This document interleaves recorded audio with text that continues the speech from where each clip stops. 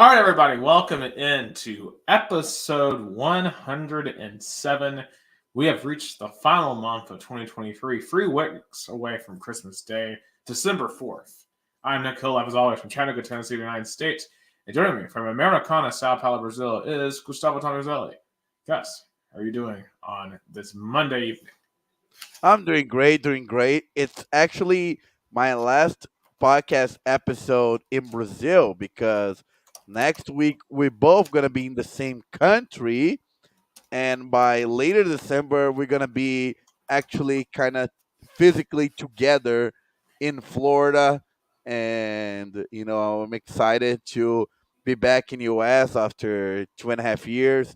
And I'm excited to be in this stadium that is behind me, the famous Citrus Bowl, where I actually been once. Do you know that? I actually been once. Orlando City, right?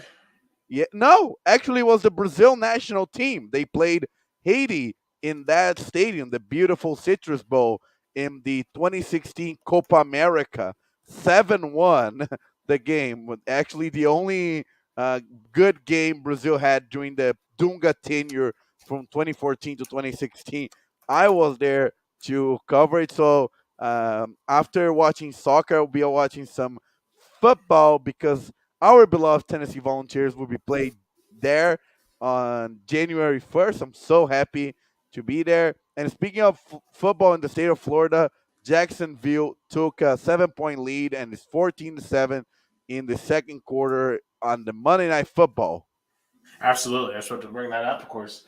Bengals playing without Joe Burrow, but they're hanging in there so far in a 14-7 contest. And while we're on the topic, before we really dive into the scintillating controversy that is college football right now, this is Citrus Bowl. I mean, what do we think of it? This is the Vols' first Citrus Bowl in nearly 20 years. Of course, we just played Iowa in 2014 in the Gator Bowl, beat them 45-28. Iowa, notoriously this year has no offense, all defense. And how do you see this matchup breaking down? Like, of course, once again, I'll say I'm really pumped. The Vols were selected by bowl game in Central Florida, uh, especially because I'll be in Central Florida during December.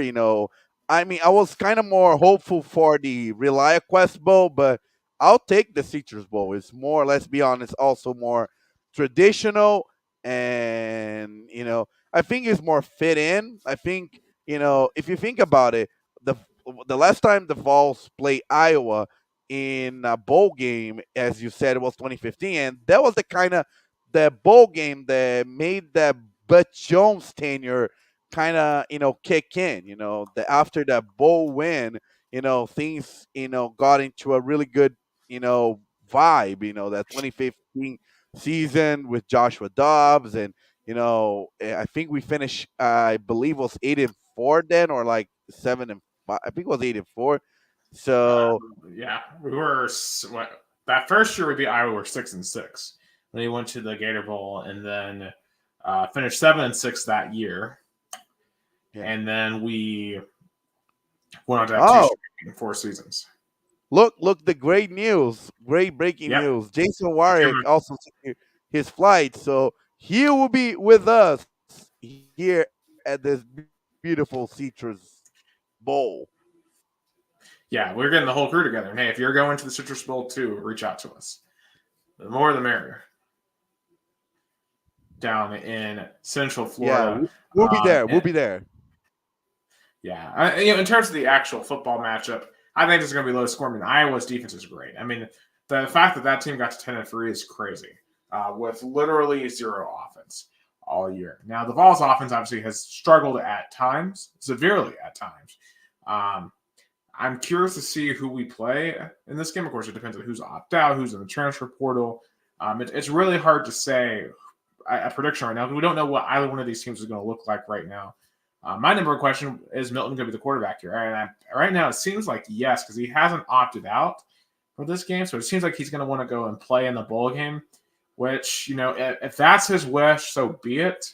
Personally, I want to see number 8 play this game because I want him to get that game in and under his belt before um, we go into next year. But if Joe's there, then I guess you have to let him start the bowl game.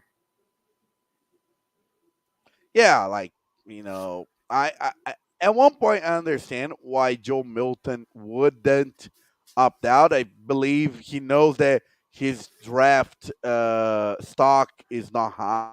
If Yeah, he I think that has to be picked part of it, it. I mean, there's it's no gonna way be he's. like like late fifth. Yeah, oh yeah, easy. It'll be a third day pick. And Yeah, hey, I if you think go it's out and gonna have a good be day like against on the Iowa, late fifth round.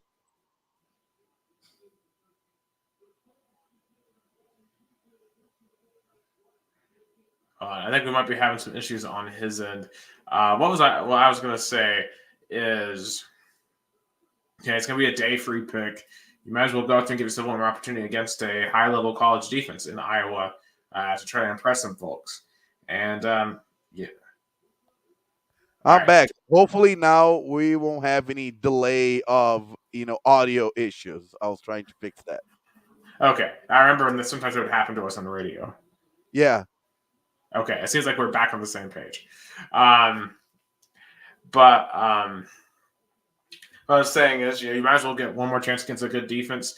Um, I'll be honest, if he's playing, I mean, for either one, even with Nico, it's going to be a struggle, I think, to get to 20 points for either team. I think this is a first team to 20 wins this football game.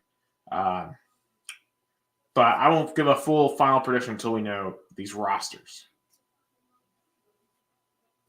Yeah, I think it's too early to predict anything that game is going to happen.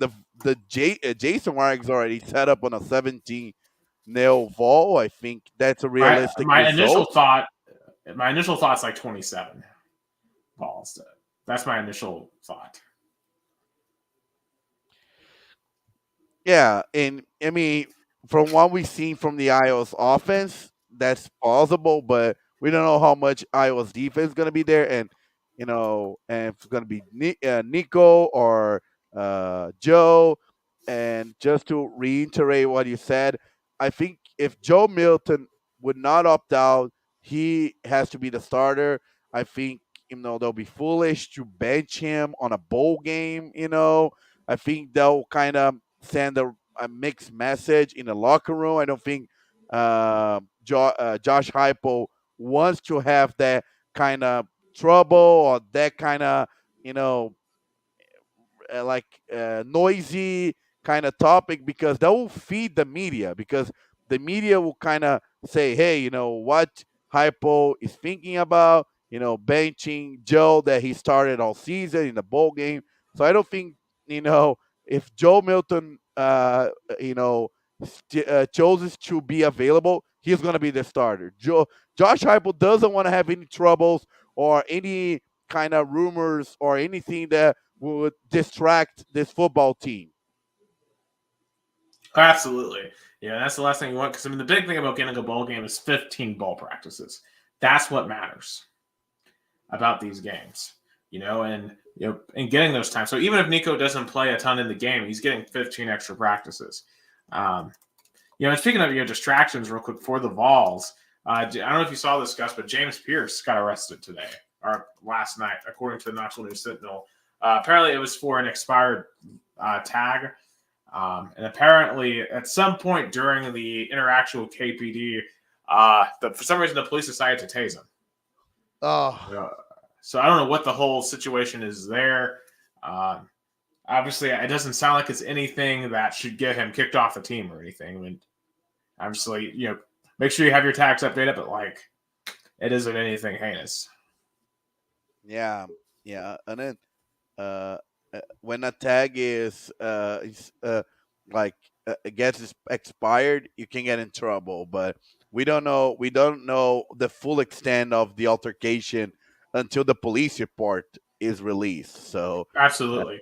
And hopefully, though, we don't have any eligibility issues there because James Pierce has been one of our best players all year, arguably our best defensive player.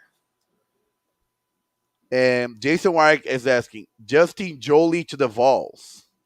Oh, yeah. And, while we're on that topic, since you brought up Jason, transfer portal. I know we're delaying the real topic of the day, but there's some just other small things going on right now. Well, it's not a small thing because the transfer portal is going absolutely nuts right now. I mean, Justin Jolly, for example, played for UConn this year, had 90 yards receiving against the Tennessee. Very likely coming to Tennessee now in the transfer portal, and that's just the cream of the iceberg right there. We have Kyle McCord from Ohio State in the transfer portal, Dylan Gabriel from Oklahoma in the transfer portal. We have so many players across the board. I mean, is it too out of control right now? You know what's funny, Nick, about the transfer portal?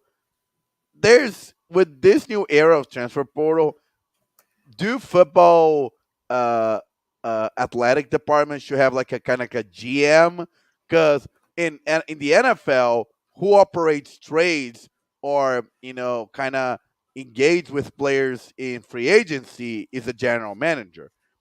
Do you think there should be a position between Josh Heupel and Danny White that should kind of oversee the football department and kind of organize the roster, or do you think Josh Heupel should be or any football coach should also control that kind of aspect, which literally has become college football's uh, new free agency? Well, I think there's like a director of football staff, and by the way, I have um, the transfer portal up now. I mean, if you take a look at this, we currently have 957 players have entered the portal. We have 887 available. We'd like to make that available on the side. Um, Oh, I guess we have that. Andrew Goodman, that's the kind of guy who's also, I bet, is working really hard with that whole operation. yeah, trust me, Heupel couldn't do that alone. Like we have tons of people who help on that. So effectively, we have a GM in the back. Um, And he worked at UConn, so maybe he had some part or getting Justin Jolly, maybe. Absolutely, yeah. But Gus, I have a screen up, and you can just take a look at all the people in here, Oh from all my! over the country. I mean, take a look at this. I mean, it's just unreal. There's a lot of Ohio State too. I mean, you got Evan Pryor running back here. You got Kyle McCord, of course. Jason talked about recruiting Justin Jolly. He met Justin Jolly's parents at UConn, Tennessee. Now, Jason also mentioned Walter Nolan to the Vols. Of course, former five-star recruit from Knoxville, went to Texas A&M. Dylan Gabriel to Louisville. Now, Dylan Gabriel obviously would be a major upgrade over Jack Plummer, who just went out there and just stunk it up the other night in the ACC championship game. Walter Nolan, I've heard rumors at least that the coaching staff doesn't particularly want Nolan because of how he acted during his recruitment. That's the rumor. I don't know if that's true. Of course, here's a Tennessee guy, Brandon Turnage, who, let's be real, he wasn't that good. Best wishes to him, but he is heading away. I see Iowa, they have a guy, Deontay Vines. Vandy has a lot of players in here. No one wants to stay at Vanderbilt. For you, Jason, we have Victor Brown, defensive lineman, leaving Louisville. So it's just the line keeps on going. Will Shepard, though, this is a guy that Tennessee could absolutely use. That's a guy Tennessee absolutely needs because we need at least one receiver. And he is a pretty good one of Vandy's a few good players. Yeah, that's insane. That's literally insane. Like transfer portal and NIL literally made college football into junior NFL. Yeah, I mean, it just doesn't stop. I mean, look, we're still only like 3/4 through this right here. It just keeps going and going and going. It just, I mean, like we got Mo Clipper. I'm really honest. I feel like I'm as big as a Vols fan as they come. I've never heard of that guy. Like I've never heard of him. Who the heck is Mo Clipper Jr.? We just found out that he was in a roster and he's leaving. That's Yeah. probably tells why he's transferring. Yeah, apparently he played in a couple of games. Got Jack Luttrell. Uh, he's leaving. Of course, he was like a freshman, so Max Brown, Florida's QB. Of course, he started like the last game for Florida. He's heading out. That's interesting. Um, yeah, so Jaden McGowan, he played a lot for Vandy this year. So it'll be interesting to see where he goes. Like, Vandy is not going to have anyone next year. Of course, there's Justin Jolly. Of course, future volunteer, 6'3", 232. Absolutely electric. Would be a huge part of the Vols moving forward. Yeah, but So, it just question. I've Oh, never heard of before him either. so Makai Bigelow, never heard of him. so with this, craziness about what the transfer portal had become. Do you think that recruiting classes, being the number one recruiting classes, has become kind of obsolete because doesn't matter what kind of recruiting class you have because you can always find great value at transfer portals? In a way, yeah. I mean, now I still think you really have to build an identity, and Bengals just scored a touchdown. So, Running eh, touchdown yeah, by Joe Mixon. absolutely hitting the hole very hard. But yeah, kind of surprising how good they're playing so far. Jordan McLeod too. Now this is an interesting one as well. I wonder if he goes to Indiana with his coach. Indiana just hired James Madison's coach. And by the way, I don't know if you saw that quote. You see where Frank Cignetti, who just took over for Indiana, he's like, "We're going to compete with Michigan and Ohio State and everyone in the Big Ten." It's like you're Indiana. You haven't won 10 games since the early '90s. I mean, he's trying to be optimistic on an opening press conference. He wanted to be as optimistic as possible. I mean, you have to sell yourself into the community. So, is the time to be optimistic is the opening press conference because if you are pessimistic there, you set the tone. Absolutely. And of course, you got I think there's. DJ I Ujulari. saw another Vol. Yeah, Oh, that did was you? Warren Burrell. Warren Burrell. I remember you mentioned him a couple of times. Yeah, usually not positively. Yeah, Jeremy Pruitt did that role. What did he did? Oh yeah, Jeremy Pruitt talked about that, trying to beat Alabama and beat Florida and beat Georgia. Oh, Yeah, yeah. yeah. So there's so much, and we have to be. You'll have to wonder how many of these guys won't even get on a roster. Because there's so many players on the roster. You got all these freshmen coming in. You just have to wonder how many of these kids will not get on a roster. But then when you go to the transfer portal and you don't find yourself in another team, can you stay? And if you stay, how do you see yourself coming back to a team that you want to leave? Oh, absolutely. Um, yeah, in terms of the effects of recruiting, of course, early signing day is 2 weeks from Tuesday or tomorrow. So, I mean, it's gonna be really fascinating because I still think recruiting is still your number one thing. I don't think you can build a full roster for the transfer portal. Colorado tried to do that this year and they finished 4-8. Um, you can't just rebuild a team overnight on the transfer portal. You have to actually recruit. I mean, I know USC went 10-2 last year, but or 11-1, whatever it was. But look what happened this year. They regressed significantly because when you're building a full team for the transfer portal, you're risking a lack of team cohesion. Oh, Jason was saying that Pruitt did what I said that probably a coach wouldn't do, like being pessimistic, saying he would be bad.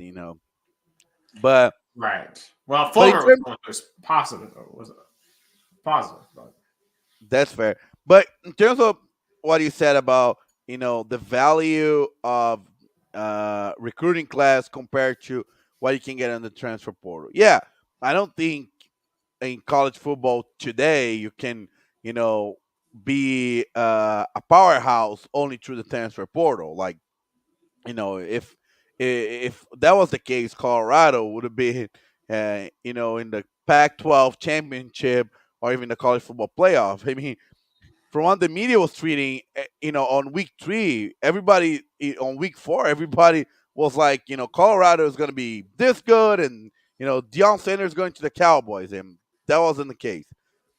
But Yeah. in terms of what I want to say about the value of recruiting class is that, like, 10 years ago, having the number one recruiting class, that was huge, huge. Now I think it's going to become major, but not like a defining thing. Like, if you are like have the fifth recruiting class and you can find value on the transfer portal, that will definitely make your season, competitive season. Oh, absolutely, absolutely. Like, and it really it makes the palette more parity. Like, I think when you look at how this year went, more teams. This is the most amount of teams we've had that I think legitimately are national championship contenders. I think there are about 7 or 8 teams that could win it all this year if we were to have a full 12-team playoff, and that wasn't the case before. So Yeah. yeah. Yeah, and I think that's partially because of the transfer portal. I'm totally cool with it. It doesn't. It allows teams to not. It prevents teams from just stacking talent, and I think it'll make things more parity moving forward, especially as we get into the 12-team era. Because I mean, not everyone.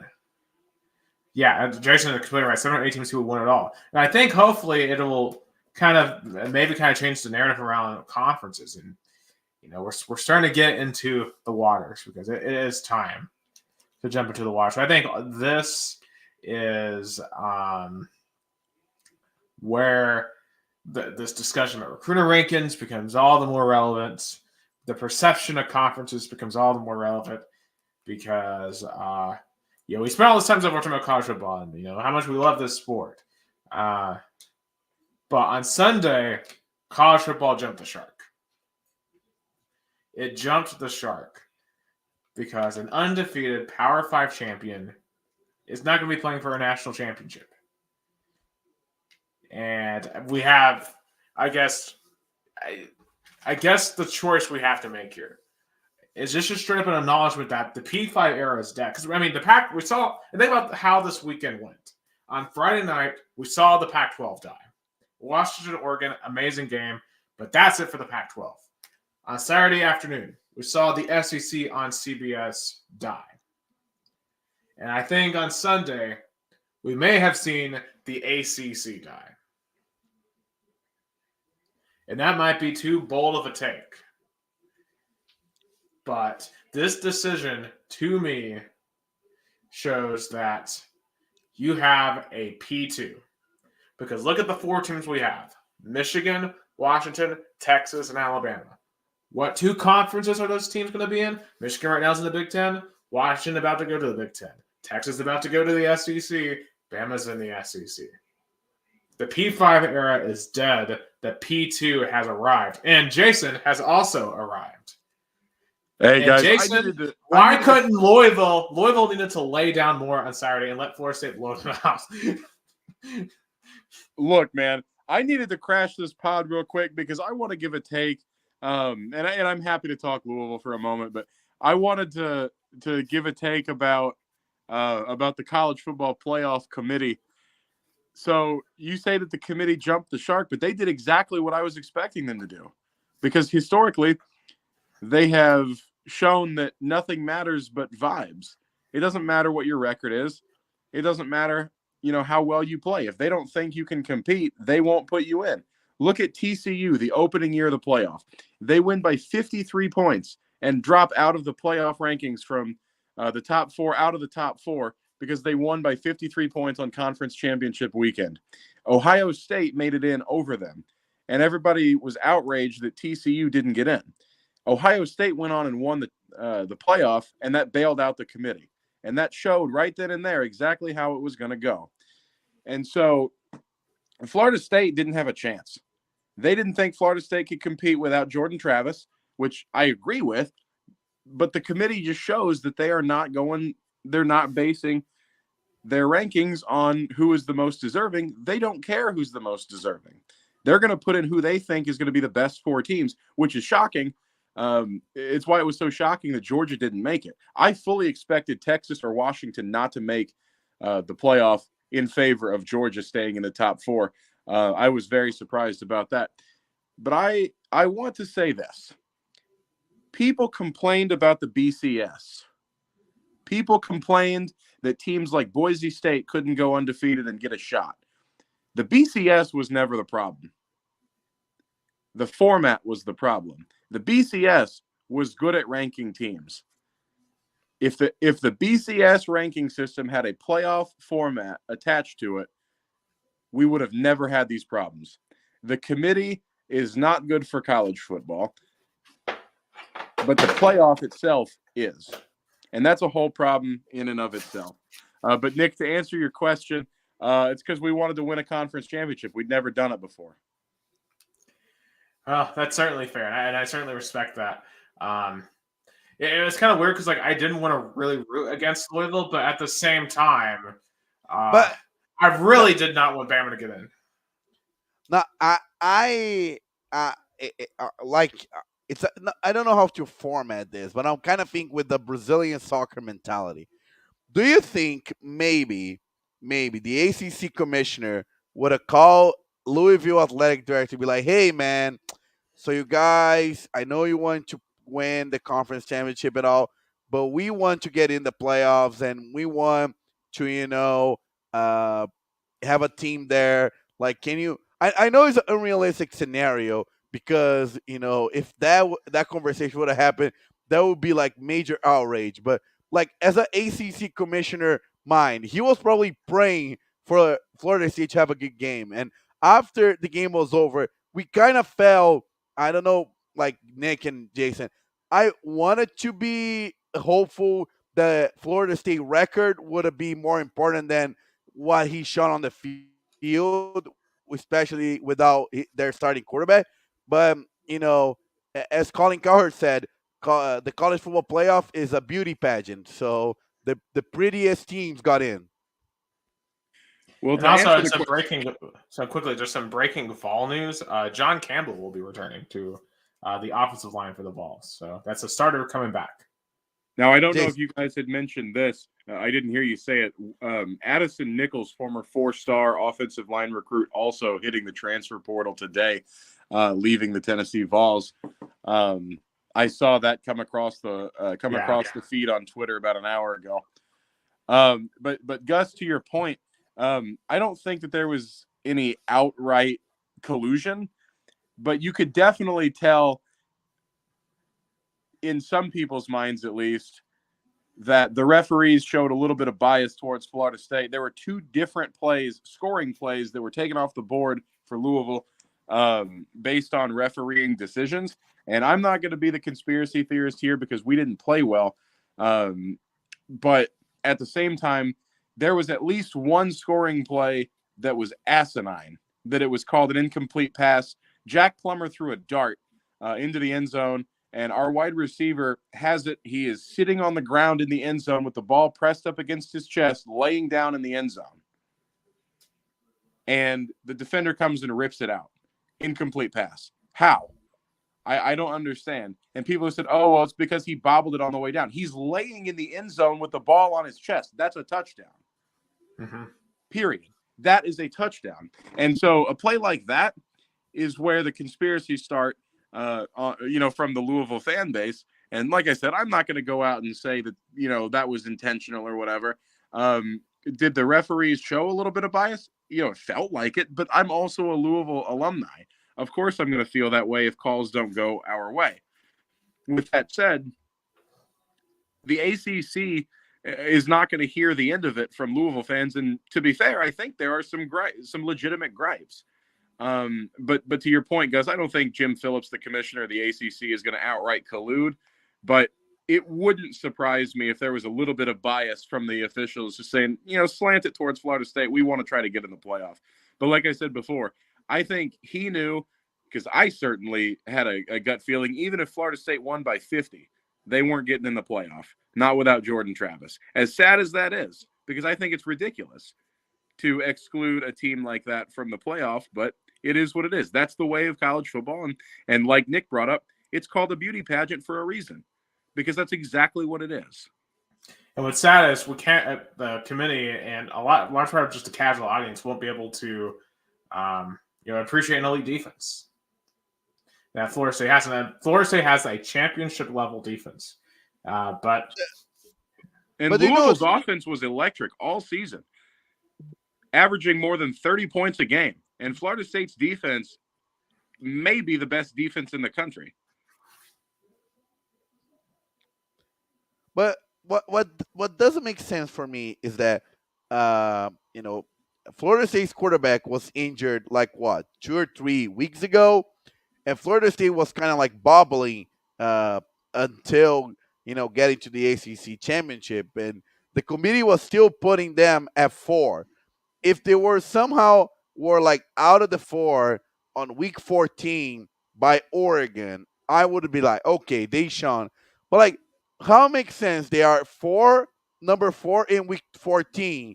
They won their game and they're out. That doesn't make any sense for me. I mean, it's like Georgia being another makes sense. I mean, Georgia, wow, I've 1 3-point loss, make them the number 6 team after being number 1 all year. Like that doesn't make sense. It's the same complaints that we've always had about the committee, stemming from year 1 when TCU won on conference championship week by 53 points and dropped out of the top 4. I believe it was from number 3 to number 6 for Ohio State to get in. It's the same thing that's always happened, and that's why people are starting to really hate the committee. We have breaking news. We have breaking news on the NFL and regarding Brazil. In September 2024, apparently, Brazil is gonna host an NFL game in my beloved Sao Paulo. I think it's gonna be a Miami Dolphins game. I'm just watching it right now on Brazilian ESPN. So Miami Dolphins might host a game in September 2024 in Corinthians Stadium, now Química Arena, in September 2024. Who does Cairo Santos play for? Now they're playing for the Chicago Bears. So I'll get them in it. Yeah. By then, hopefully I finally will be able to interview him. So week 1 of the next season, we'll have a game in Sao Paulo, Brazil. According to ESPN live report, NFL wants to do a regular season game in Brazil in 2024, and the place of the game will be Corinthians Stadium. Sorry I had to break this, but that was kind of huge for the spot because the 2 countries, Brazil and United States, and NFL coming to Brazil will be huge. I'll cry. I'll definitely have to go to this game. Like I have to make it to this game no matter what happens. That is the most tailored breaking news for this podcast to ever exist. I don't think you need to apologize for breaking in on that one. But I'm going to apologize for breaking in on you guys and giving my bad takes for a little while. But I appreciate you guys as always. I got to get going, but I appreciate you guys having me on for a little bit. Oh, or allowing me onto the live stream at least. No, and in late December, early January, we're going to do a historical episode where we all 3 are going to be in the same physical location. That's going to be awesome. That's going to be 48. I'll make sure to bring my microphone with me in my my bag. Let's do it. Don't worry. I have all the equipment. I'll bring my equipment. I have my mixer, my microphones. I'll make the studio happen. Don't worry. I just wish we had GTA 6 by then. Hey, I just wish we had GTA 6 by then. But if y'all have not heard, the trailer did drop earlier this evening. So oh yeah. Gus is out there big balling. He's gonna have multiple check bags coming into the States. Absolutely. No, coming out of the state, I'll have the bags. Not coming in. I'm coming out of the state because I need some new equipment for my 2024 assignments. But always, Jason Warwick, we're always happy to have you. And how about your Louisville? Are you happy on their bowl game? Yeah, I think it's a decent matchup, and the season as a whole was. Obviously, people were disappointed with how it ended, with both the loss to the team out east and the loss in the ACC championship game to a superb Florida State team. I don't want to take anything away from them. But, as a whole, the season was good. You were a year ahead of schedule. or more, quite similar to, Josh Heupel taking over at Tennessee. What Jeff Brom was able to do in the transfer portal has jump-started the rebuild, and I think that a lot of transfer portal talent's going to consider the Louisville Cardinals, because of what Jeff Brom has shown he can do, and I think that's going to help Louisville moving forward. And as far as the Holiday Bowl, people are saying, oh, well, it's in San Diego against USC. It's basically a home game for USC. I mean, USC can't even sell out the Coliseum. No, what makes you think they're going to have fans going to San Diego? Get out of here. You will not be playing Caleb Williams. He'll be sitting out this game. So. Right. And this crowd is probably still going to be 50-50, not because a whole lot of Louisville fans are traveling, but USC just doesn't have that many fans. And so, this isn't. And they're definitely not going to the dang Holiday Bowl. That's for sure. Right. It's not 2005. So I'm happy with it. I think Louisville will have a pretty good showing. And I fully expect it to be a competitive game, especially without Caleb Williams. And I'm excited. I just wish it was a little bit closer to home. Yeah. I wish it was closer too. I wish they were or even in Florida somehow, so we can. Man, if we could have ended up going to both the Vols and Louisville bowl games, that would have been incredible. Having put Louisville in the Citrus Bowl and the Vols in the ReliaQuest Bowl or whatever, that would have been incredible. Well, we wouldn't be able to pull that off because they both literally play at the same time. Well, I was hoping for kind of. Oh, well, a different bowl then. Put them both in Florida. Yeah. It doesn't matter. Yeah, because if Florida State had been put in the playoffs, Louisville would have gone to the Orange Bowl, and then take your pick of ReliaQuest Bowl or Citrus Bowl for Tennessee. That would have been perfect.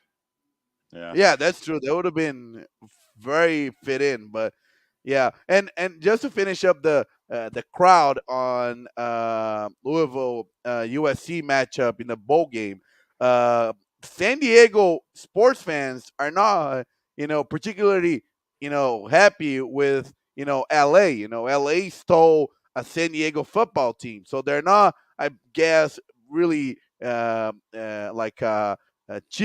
for USC.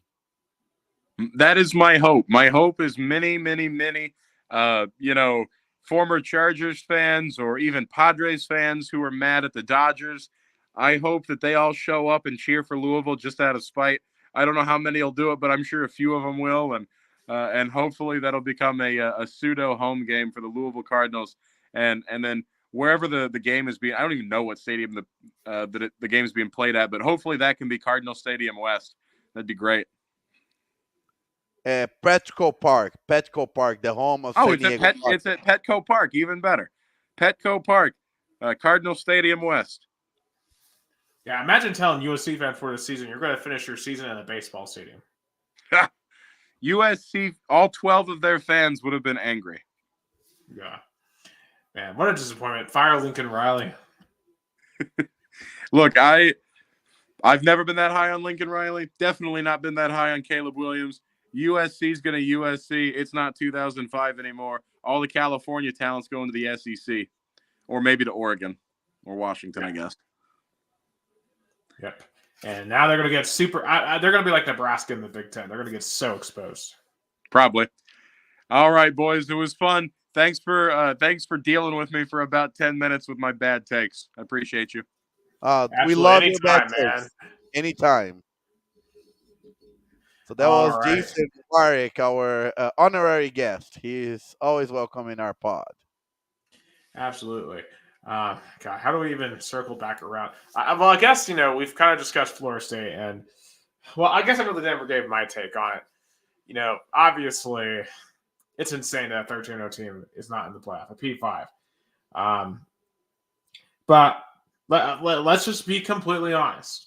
Alabama, Michigan is a much more attractive game than Florida State, Michigan.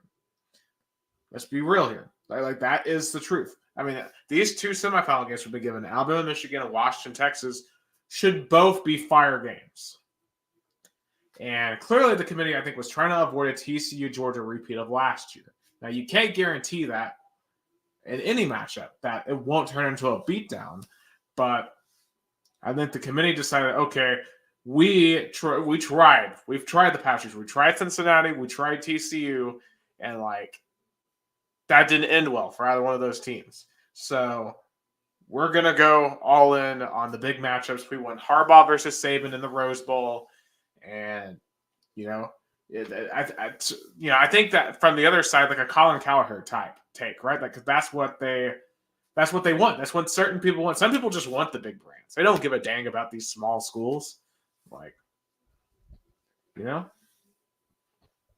And it's weird to call Florida State a small school because they have some success in football. They won not long ago a national title. Like they won like what 10 years ago. Yeah, Michigan. When was the last time they won a natty? Like way longer. 97. 97. Yeah. By then, Florida State already had two natties. Mm-hmm. Yeah, I mean, Florida State has won, I believe, 3 national championships since. Well, 2. They won 99 and then 13. Yeah. I mean, Florida State, it's just as crazy. And really, when you take a look at the schedules, Michigan did not have that much stronger of a schedule than Florida State. Michigan, all they have was Ohio State and Penn State. And that was it. The rest of the Big Ten sucked. And I get the ACC overall was a lot weaker than the Big Ten. But, I mean, it wasn't that much weaker. And Florida State literally beat LSU, who is number 13, by 4 touchdowns. It'd be number 13 by 4 touchdowns. And they went on the road and beat Florida. I know Florida's 5-7, but still. And they beat 22 Clemson on the road. But that wasn't good enough for the committee. Yeah. And do you know what's funny? That Florida State being left out just show how much of a compliment Cincinnati did in 2021. Like, because if ACC undefeated did not get in, like Cincinnati's accomplishment, like of course by then it was a different scenario. Like Cincinnati were the only one in the top 10 that was undefeated back then. So leaving Cincinnati out, and I believe then they beat Notre Dame, which were left out. Oh yeah, I mean they definitely earned that trip to the playoff. So it just goes to show, and I really think I kind of alluded to this earlier. I think this is the death knell for the ACC. The ACC will maybe not next year, maybe not in 2 years, but the ACC will eventually die because of this decision. Yeah, they're holding it together by the I forgot the term that you by the thinnest of threads. The thinnest of threads. Yeah, the whole team's together, I believe, for like 13 years. Mm-hmm. There was a term. I forgot what the term was. The slimmest of margins. No. The term that holds the teams that cannot leave. If they leave, the grant of rights. The grant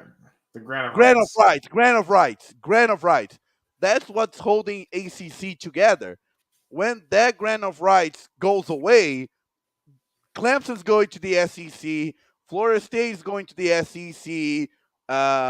Maybe like North Carolina goes to the Big Ten for the basketball school, and Duke as well. And then the ACC goes away. Mm-hmm. Like Miami, I think, would go to the Big Ten. Yeah, even Miami too. Yeah, and then what happened? And then the rest of those teams, like Boston College, say bye-bye to major school status, or even Syracuse, bye-bye to major school status. And the thing about it, we kind of talked about this, I think, a week or two ago about as streaming becomes more popular, a more important form of TV, of college football games, how much will TV markets actually matter? Like, it's soon not going to matter like that Rutgers is close to New York, because no one in New York cares about Rutgers. Yeah. If everyone's streaming. So I think a team like Boston College is in great peril here. And maybe those schools like Oregon State, Washington State, Syracuse, Boston College, and even more are going to go together and form that mid conference, like a kind of like a new Mountain West, a new ACC that would make into this new conference that they needed to be together. Oh, absolutely. I think that's what happened. The P2 is going to break away, and it's going to be the mini NFL. And college football, as we know it, is about to break apart because, as I pointed out, we already have your top 4 from 2 conferences. The P2 is here. The P2 is here. The Pac-12 is dead. The ACC is dying. I don't know where that leaves the Big 12. I mean, the Big 12, technically has a team in the playoffs right now, but the next Oklahoma is at 12. The next Big 12 team on this list that's actually going to be there next year is Oklahoma State at 20. Yeah, that's where the Big 12's heading. And probably Big 12 commissioner, of course, and the Bengals took a lead. Oh, my God. 76-yard receiving. Wow. And that wasn't a pass by Joe Burrow, so that makes it even more impressive. Yeah, Jake Browning. Let's see what this. I wasn't watching it. I see the replay now. Browning step back to throw, and he just threw it downfield. Perfect throw. Way to go, Jake Browning. Number 32 was really all over the place. Yeah, he got absolutely toasted there. But wow, the Bengals, they aren't giving up on this season. Credit to Cincy. Yeah, but back to college football. So, probably the Big 12 front office probably were rooting for Oklahoma State. So, because if Texas were to lose, then you have 2 things that would make Big 12 kind of happy inside. The one of the new top Big 12 teams would have win. A true top Big 12 team, Oklahoma State, and Texas would have been left out of the playoff. And because now it's weird, because if Texas wins the Natty, that's a Big 12 win or SEC win. I mean, officially it goes to the Big 12, but it's probably the last one the Big 12 will ever win. Because, I mean, as I said, Texas right now is the SEC, and honestly, out of these 4 teams, and we'll get into this in a bit, Texas might be the one I want to win the title the least, because I don't want them coming into the SEC with the momentum of a national championship.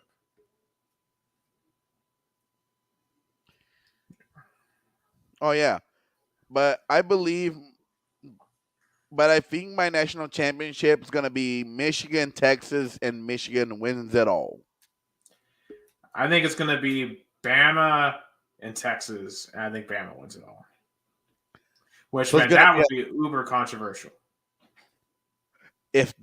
Imagine if that matchup happens, all the Florida State is the one to be there, not Bama, and how be like, is this the SEC? Imagine how the SEC is going to promote this game. It's going to be like, look, Texas is coming to our conference, and they're already matching up in the Natty. Absolutely. And, I guess the next one I want to ask, if Bama does make it to the national title, and if they win the national title, because I've been saying this for weeks. I mean, there's a reason why I picked Bama to beat Georgia last week. A lot of people thought Georgia was going to run away with that game. I kept on telling people, Bama has been let off the hook too much this season, and it's going to come back to bite all of us with Alabama. You can't let Alabama stay alive. They're a cockroach. You have to kill them when you have a chance. Tennessee had a double-digit lead in the second half. We couldn't kill them. Auburn had them in a 4th and 31. They couldn't kill them. LSU had one of their best offenses outside of 2019 ever. Couldn't kill them. When you let Bama off the hook time and time and time again, they're going to come back and bite you. And they had their best game of the season this week against Georgia, and now they're going to have a chance at the Michigan team that I still will contend I think is severely overrated. I know they're undefeated, but I think Michigan has not played much of anyone. I mean, outside of Ohio State, I will give them Ohio State. Penn State, I don't think is that good of a team. I really don't. I mean, they have a great defense with that. I mean, we give Iowa all this crap about their offense. Penn State's offense against Ohio State and Michigan was a joke. Like that was Iowa level against Ohio State and Michigan. Um, And and on top of your argument, can I also make an argument that if Alabama wins this national championship, is this going to be the most accomplished, the biggest accomplishment Nick Saban ever did? Like through all his titles at LSU or even at Bama, is winning this title this year with so much doubt, not having a star quarterback, losing earlier this season at home. Do you think winning it all shows how big of accomplishment Nick Saban did? in week 3, we're making fun of this team for going to Tampa and only beating South Florida by 7. That's where Alabama was at the beginning of the year. They couldn't figure out who their quarterback was. And now we're in a situation where they have pulled off one of the biggest miracles in the history of the Iron Bowl. They got revenge on both Tennessee and LSU. They basically got Jimbo Fisher fired at Texas A&M. And now they ended Georgia's 29-game winning streak. And then think about this. If they win this, most likely they're going to have to beat Harbaugh in Michigan, who have been the villains of college football this year. In Michigan, thinks this is now their time. They think they are absolutely ready to show that Michigan can actually compete with the SEC. And then if they get past them, they're probably seeing Texas, who beat them earlier this year. If they can avenge that loss, I think arguably it would be. I mean, beating the Clemson team back in 2015 was very impressive to me. Of course, 17 beating that Georgia team and having to come back and switch out, Jalen Hurts for Tua in the national title game, that was pretty crazy. Of course, 20 was just, I think, Saban's best team, and that offense, the way it was, just was unreal. 2011, that was one of the best defensive performances ever in the national title game, destroying Notre Dame. But what I want to say with my argument is that, of course, Saban did all this accomplishment, and he did all those great teams. 2011, great defense. 2020, great offense. But what I want to say is, if Alabama's win this season, what I mean by the biggest accomplishment is that he didn't have all figured out earlier. If you go back in 2020, 2017, even 2015, even 2011, we kind of fell by earlier this season. Back then, by all those seasons, we knew Alabama was going to be competing and going to be favored for the national title. That wasn't the case this year. You just point out Bama had to survive playing South Florida, and lost to Texas at home. Everybody And thought honestly, Bama was done. And while we're wondering, has Georgia surpassed them? I spent all offseason making fun of Alabama. I did. Think about all the times this offseason that I was throwing shots at Alabama, throwing shots at Nick Saban, being like, this team's washed. They can't even beat Tennessee anymore. They're still whining about Tennessee, whining about NIL. Nick Saban, is it going senile? I said a lot of stuff this offseason about Alabama. Because I kind of thought, honestly, when I looked at their roster this year, I thought they were going to lose at least 2 games. And they should have lost at least 2 games, right? When we look at the Auburn game, they should have. But the magic of Nick Saban just continues to prove why he's the GOAT. And when I saw that 4 for 31 conversion, I knew I am picking against Bama the rest of the year. And I get no joy in saying that. And I was upset yesterday when I saw Bama get that 4 seed. But they are one of the 4 best teams in the country. Clearly. And I think they have a really good shot of proving that they are the best team in the country. Yeah. In terms of being that's why college football is so weird compared to NFL or even any pro sport, because a pro sport, you can be the best team, but when you have an injured player or you don't play it right, and the standings are worse than let's say other teams, you're out. But in college football, you can have the best standings, the perfect season, undefeated, and still be left out. So I guess in college football, it does matter more how you beat, not just getting the W. Right, but and I think this is one thing that got lost in the sauce. It's insane how much credibility the SEC has built up. Because let's be completely transparent and honest. Even as people who went to an SEC school in Tennessee, um, the SEC was not anywhere close to where it normally is this year. Heck, when we look at the rankings, our balls are at 21. That's kind of a joke. I don't really think we deserve a top 25 ranking this year. I mean, we didn't beat anyone in the top 25. I think Clemson, frankly, should be ahead of us. Kansas State has an argument to be ahead of us. I mean, I don't know about Liberty and SMU. And we'll have to talk about that at some point because that's an interesting discussion. That'll be a very relevant discussion next year, the G5. But Like, I think, for example, the AP got it right. The AP got it right. The AP got it right. Like, if you look at the standings on the AP poll, Michigan, Washington, Texas, Florida State, bingo, bingo. AP got it right. Like, AP did. AP got it right. Like, And the AP, there's the question, too. If Florida State beats Georgia, they are 2-touchdown underdog heading into that game. If they beat Georgia and Texas or Alabama win the national title as a one-loss team, and then let's just assume that Liberty gets pummeled by Oregon, which I think will happen. I think if I'm an AP voter, I'm voting Florida State my national champion, and we'll have a split champion. yeah, We did in the old days. Yeah, that's true. The old days, there were college football champions. Like some rankings voted one, and other rankings voted another. Absolutely. And honestly, wouldn't that be the most ironic finish to the 14 playoff? We created this system to avoid split national champions, and we literally will finish this with the potential of having split national champions. Like if Florida State finishes undefeated, if they upset Georgia, they deserve to have a share of the national championship because they didn't get a chance to prove that they could win the playoff. Because let's say for example, Michigan, Washington loses, and then Texas win it all, or Bama win it all, and then Florida State upset. Like then Florida State is the only undefeated team, literally in the rankings. Only Liberty and Florida State. Absolutely. And if I'm Florida State, I throw up a national championship banner like UCF did. Yeah. That would be way more legitimate than UCF. Oh, easy. Absolutely easy.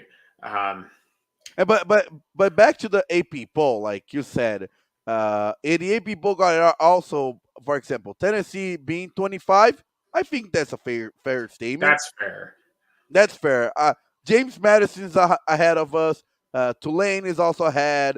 Yes. Oklahoma State, Oregon State, Iowa. Yeah, I agree. Like, Tennessee being 25, because like being 21st is just that the committee in the college football playoff completely ignored James Madison, which that shouldn't be the case. Yeah. And James Madison should be a conference champion today, but because of the NCAA, they are not. There's just a lot of things about this postseason that are just completely wrong. And I was kind of bringing up our Tennessee point, for example, with the SEC. What is the best non-con win the SEC had this year, guys? What is the best non-con win for the SEC? Tennessee or the SEC? Just the SEC as a whole. The best non-con win by an SEC team. I would argue. Kentucky over Louisville. Yeah, and or maybe Missouri over Kansas State. It's one of those two. No, I will. Kentucky over Louisville. Louisville was a top 10 team then. Yeah, that's so. Right now, the final 15 team. In fact, if you look at the entire AP poll, SC has won against 15. and 25. That's it. Because Kentucky, who's not even ranked, finished 1 over 15 Louisville, and then number 9 Mizzou beat number 25 Kansas State. That's it. And the ACC finished 6-4 against the SEC this year. Yet the SEC got 4 teams in the top 11.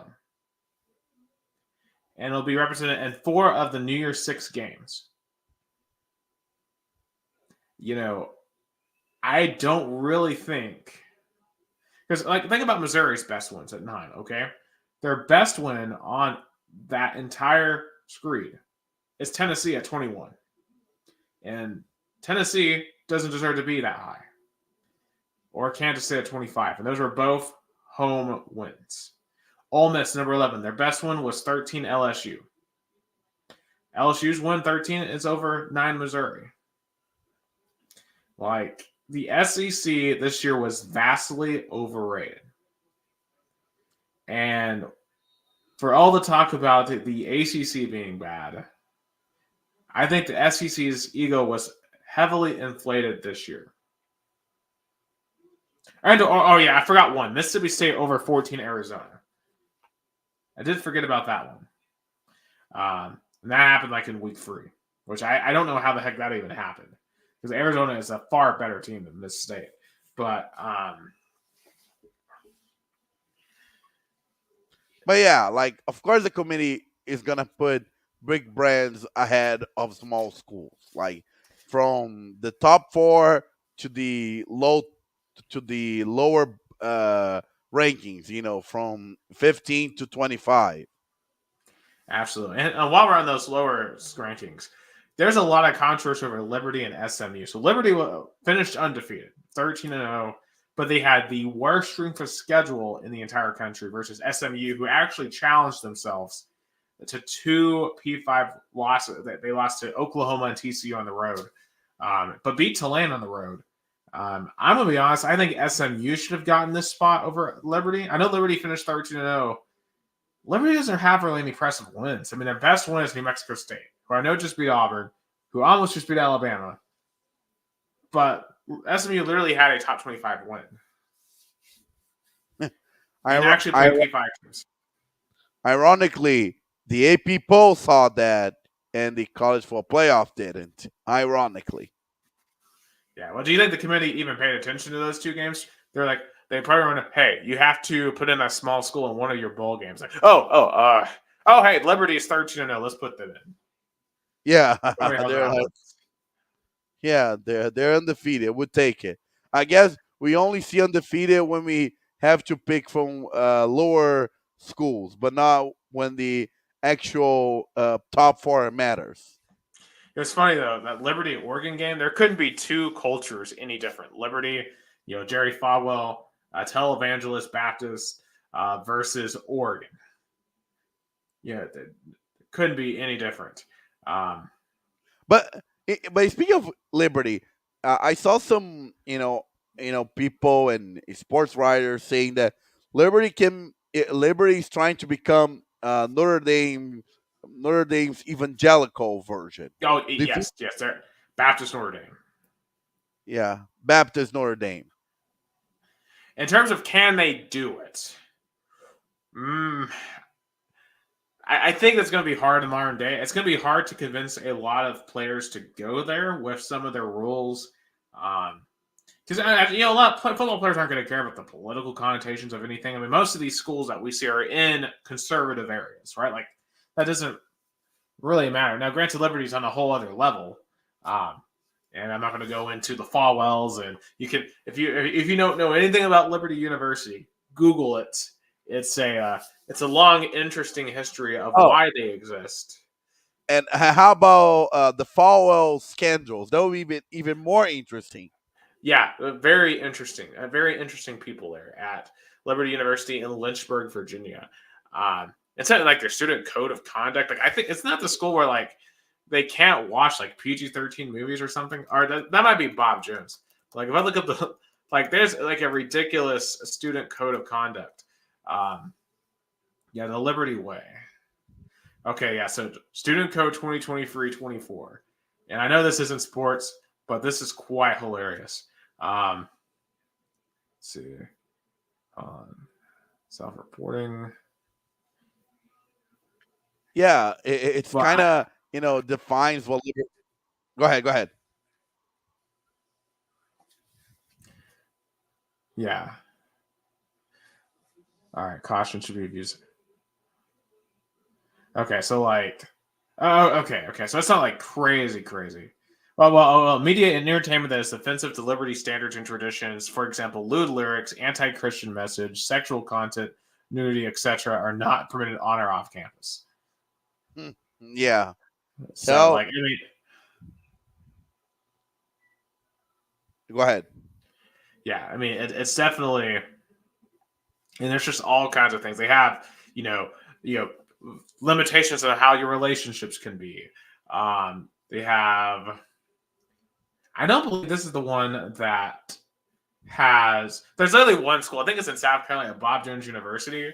Like literally, like you can if you are out your room past 10 p.m., you will get kicked out. It's so oppressive. Yeah, like come like I don't know if like young people want to go through that, but with that discussion, I think Liberty also shown this season that success was not dependent on one coach, because everybody thought, oh, Liberty was doing well, but they got Hugh Freeze, but I guess that wasn't the case.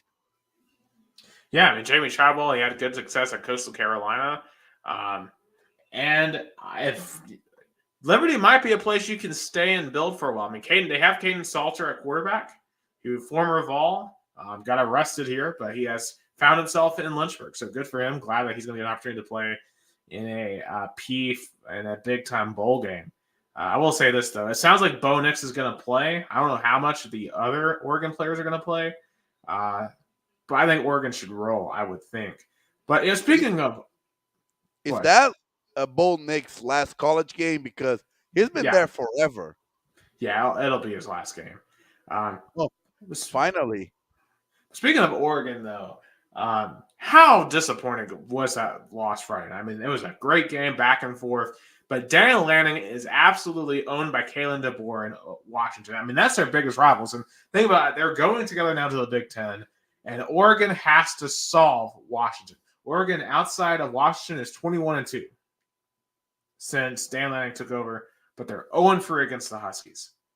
I mean, we talk about Ryan Day being owned by Michigan. Dan Lanning is owned by Washington. How do you respond if you're Lanning? I guess you're gonna have to, go hard on recruiting and transfer portal, and and and, and it's hard when you get to that cycle. Like you had a great comparison. Like that's what Ryan Day is gonna think about it coming next season. Like I have to find a way to defeat Michigan, or I'll be out of a job, because a fourth time, not even Harbaugh got defeated four consecutive times against Ohio State, I believe, or I think. Or did he? I think he did. It's 3 losses in a row for Day. Because remember, they didn't play in 20. But they played 2015, 16, 17, and 18, right? 19 as well. So it'd be because they won the first 5 Oh yeah. over Harbaugh. And now Harbaugh's won the last 3. Yeah, but Lanning, he's going to have to solve that as the Jacks take the league back 27-21. Trevor Lawrence, QB sneak, and he did not get the tush push there. So, but anyway, so we didn't really talk about Georgia at all. We talked a lot about Alabama. We've talked a lot about the other schools. Georgia just had a 29-game winning streak broken. And I'll say this, Mike Bobo, I think, is the person mostly responsible for that loss for Georgia. His play calling in that game was conservative, it was cowardly, and in the crunch time of the fourth quarter was way too indecisive. I think Georgia could have won that game, with more aggressive play calling, with a emphasis on getting the ball to their playmakers, and I just don't think they gave themselves a chance. There was a lot of run, pass in this game. If I were a Georgia fan, I would be flipping furious with the way Mike Bobo called that game. He's kind of been questioned by Georgia fans all season. Now, even more than ever, he's probably gonna get like calls for leaving the program. Oh yeah, I mean, because they got rid of him once. Well, he went off and became a head coach at Colorado State. A lot of fans did not want him back, and yeah, I mean that ruined your season. That 3-point loss, and I think for the long term they'll be fine. I mean, look at me, we're going to have the 12-team playoff, and we really haven't gotten to that either. But Yeah. Georgia's going to be around. They'll be back in the playoffs next year, most than likely. This was just a crazy circumstance.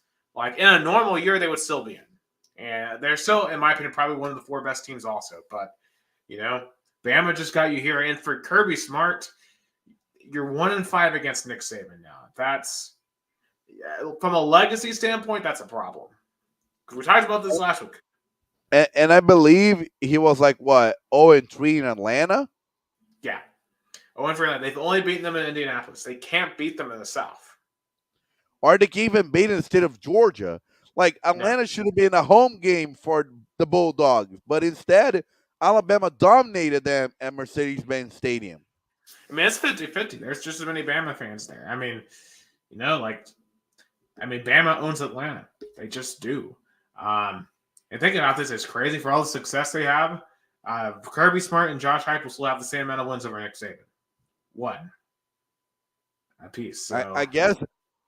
I mean, let's be real. That's a good point, but the game that Kirby Smart beat Saban was more important than Josh Heupel, even though that was a historical game. Hey, that was my national championship, okay? That's my national championship.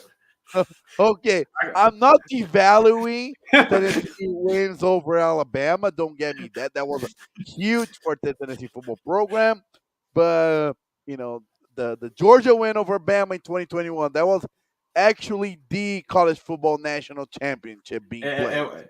It was. I mean, I'm not obviously that one was bigger, obviously. Yeah, but Georgia will be fine. I guess, obviously Texas dominated. I don't think there's really need to talk about that. I mean, Texas just clearly outmatched Oklahoma State. Michigan clearly outmatched Iowa in those two. Were clear blowouts. I guess my question would be, though, if Georgia had won, would Texas have gone over Florida State? Because I think they would have. In that scenario. Yeah. If, of course, the committee probably wanted Georgia to win, because then probably Texas wouldn't take that spot. You know what's weird for Florida State? They don't know who to be mad at. They cannot point fingers at Texas and Alabama because they got in by the same reason.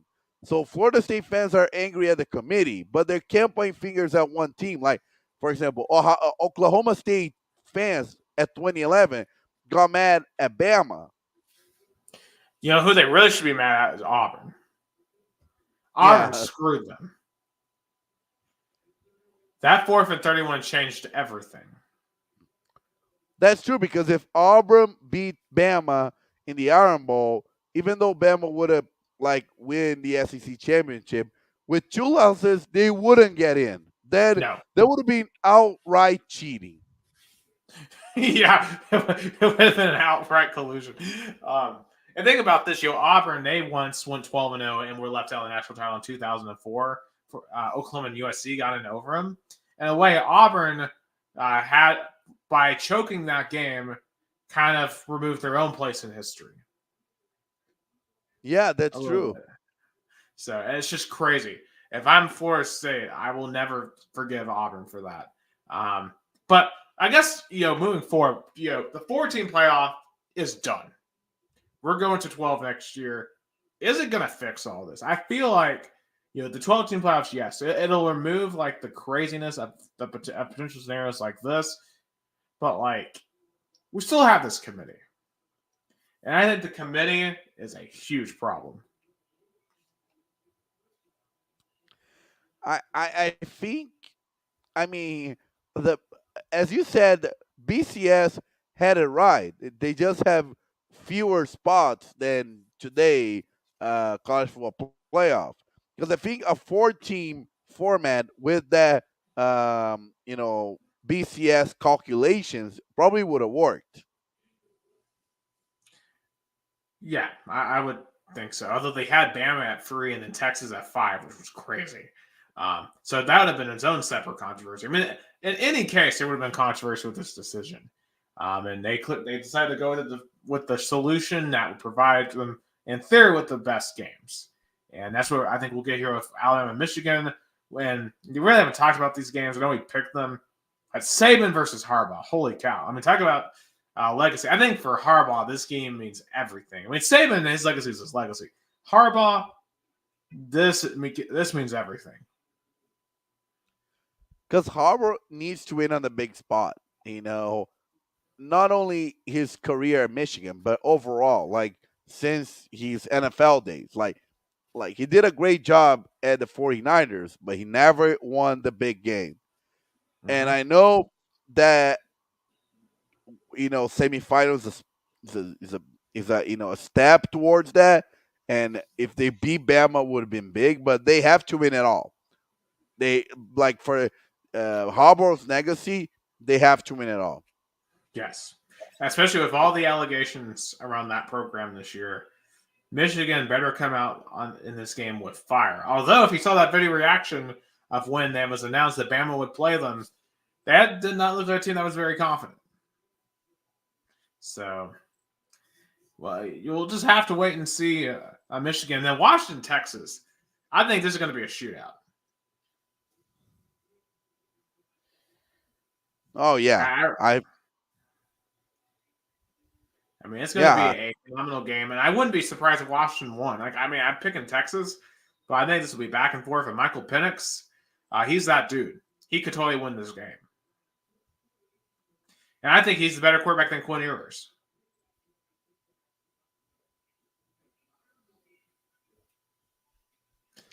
Yeah, definitely. Texas and Washington, I think, is going to be a high-scoring game. I'll be rooting for the Longhorns because, and how about it's also funny from all that Texas is back talk that we heard so much about it when they weren't back. It felt like they were as cocky as they were in the past with way inferior teams. It feel like this Texas being back right now was more Texas is back on the field and less on the narrative. Oh, absolutely. Like they knew. I mean, outside of the OU loss, like they didn't let the Bama game get to their heads. They constantly kept on playing really well throughout the season. They have earned the right to be in the postseason here. I mean, a great job by Steve Sarkisian, who had to rebuild himself, right? He had an embarrassing tenure at USC, ended with him getting fired after a drunken rant.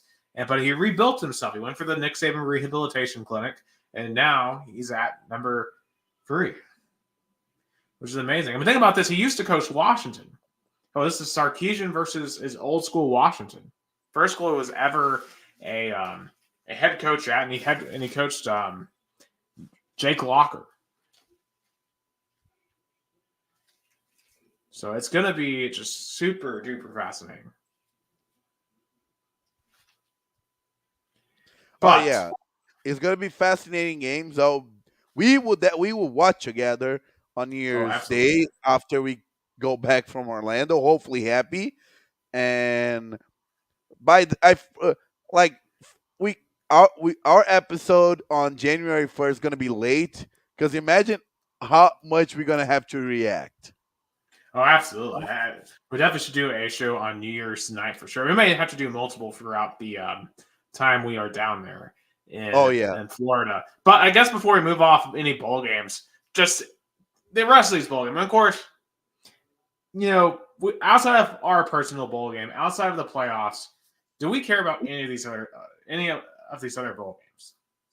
I'll show on the screen real quick the games. So we kick off on the 16th with the Myrtle Beach Bowl, Ohio, the Ohio Miami no, that is Miami. No, that's not No, no, Miami, Ohio. that's the Ohio Bobcats versus the Georgia Southern Eagles in the Myrtle Beach Bowl. We have the Louisiana Lafayette Raging Cajuns versus the Jacksonville State Gamecocks in the New Orleans Bowl. Of course, shout out to Jacksonville State. They're like James Madison.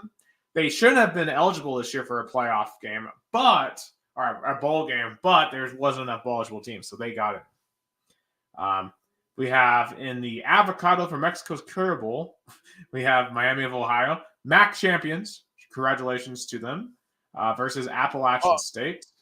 It's gonna be in Orlando. That's kind of alternative. It's a interesting. I never heard of the stadium.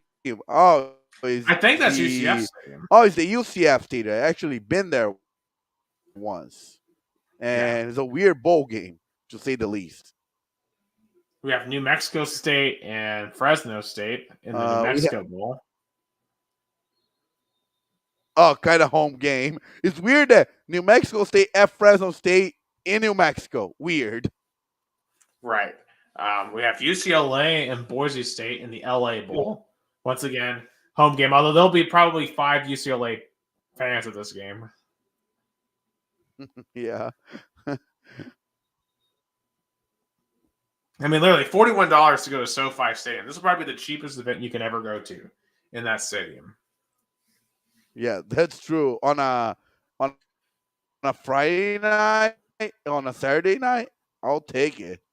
Oh, absolutely. I mean, hey, if you want to talk about really cheap, if you want to go to Shreveport, California versus Texas Tech, $17 for the Independence Bowl. Yeah, I don't think a lot of people from California or Texas are excited to go to Shreveport, Louisiana.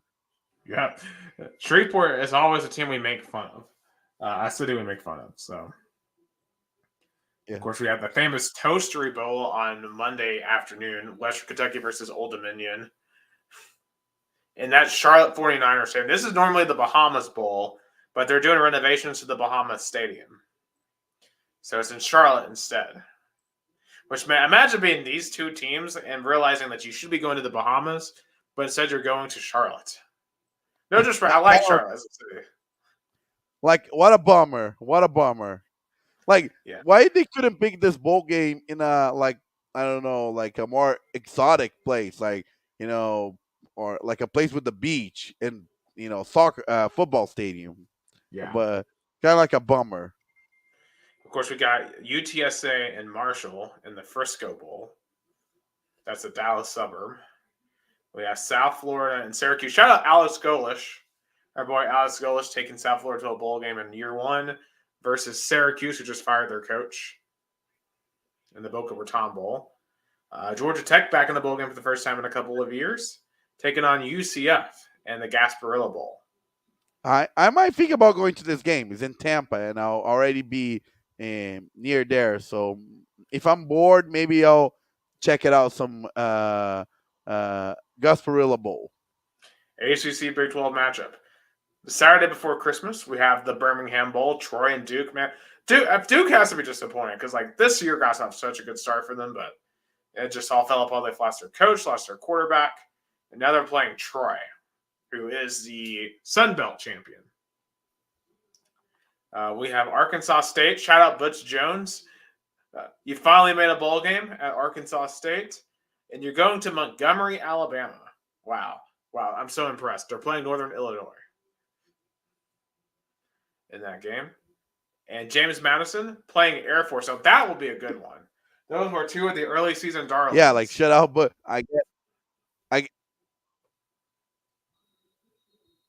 Well, go ahead. I'm just saying, they're just 2 of the early season darlings. I think this game is going to matter a lot for James Madison because they want to, since they were left out at the bowl season, then they got in because not many teams were eligible. They wanted to prove they deserve to be there. Absolutely.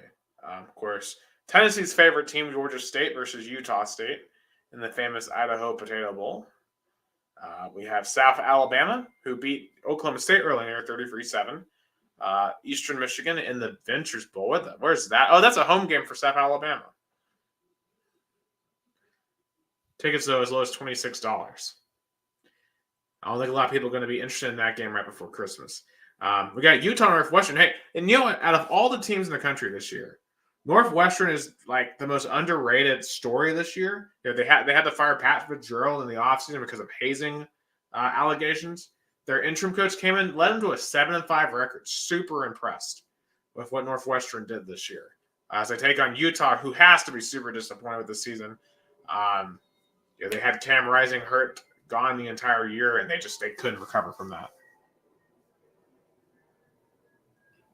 And then you have Coastal Carolina and San Jose State in the Hawaii Bowl. And then the first day after Christmas, Boxing Day, we have Bowling Green, Minnesota in the Detroit Bowl, the Quick Lane. I feel like that would just suck. Imagine like going to a bowl game and going to Detroit. Yeah, it feels weird. I guess where Bowling Green's kind of near, I think they're like what? They're like a 3-hour drive. So and Minnesota's not that far, but yeah, it's a weird spot. It's not that exotic. Right. Well, we have Texas State and Rice in the First Responder Bowl, Kansas UNLV in the Guaranteed Rate Bowl in Phoenix.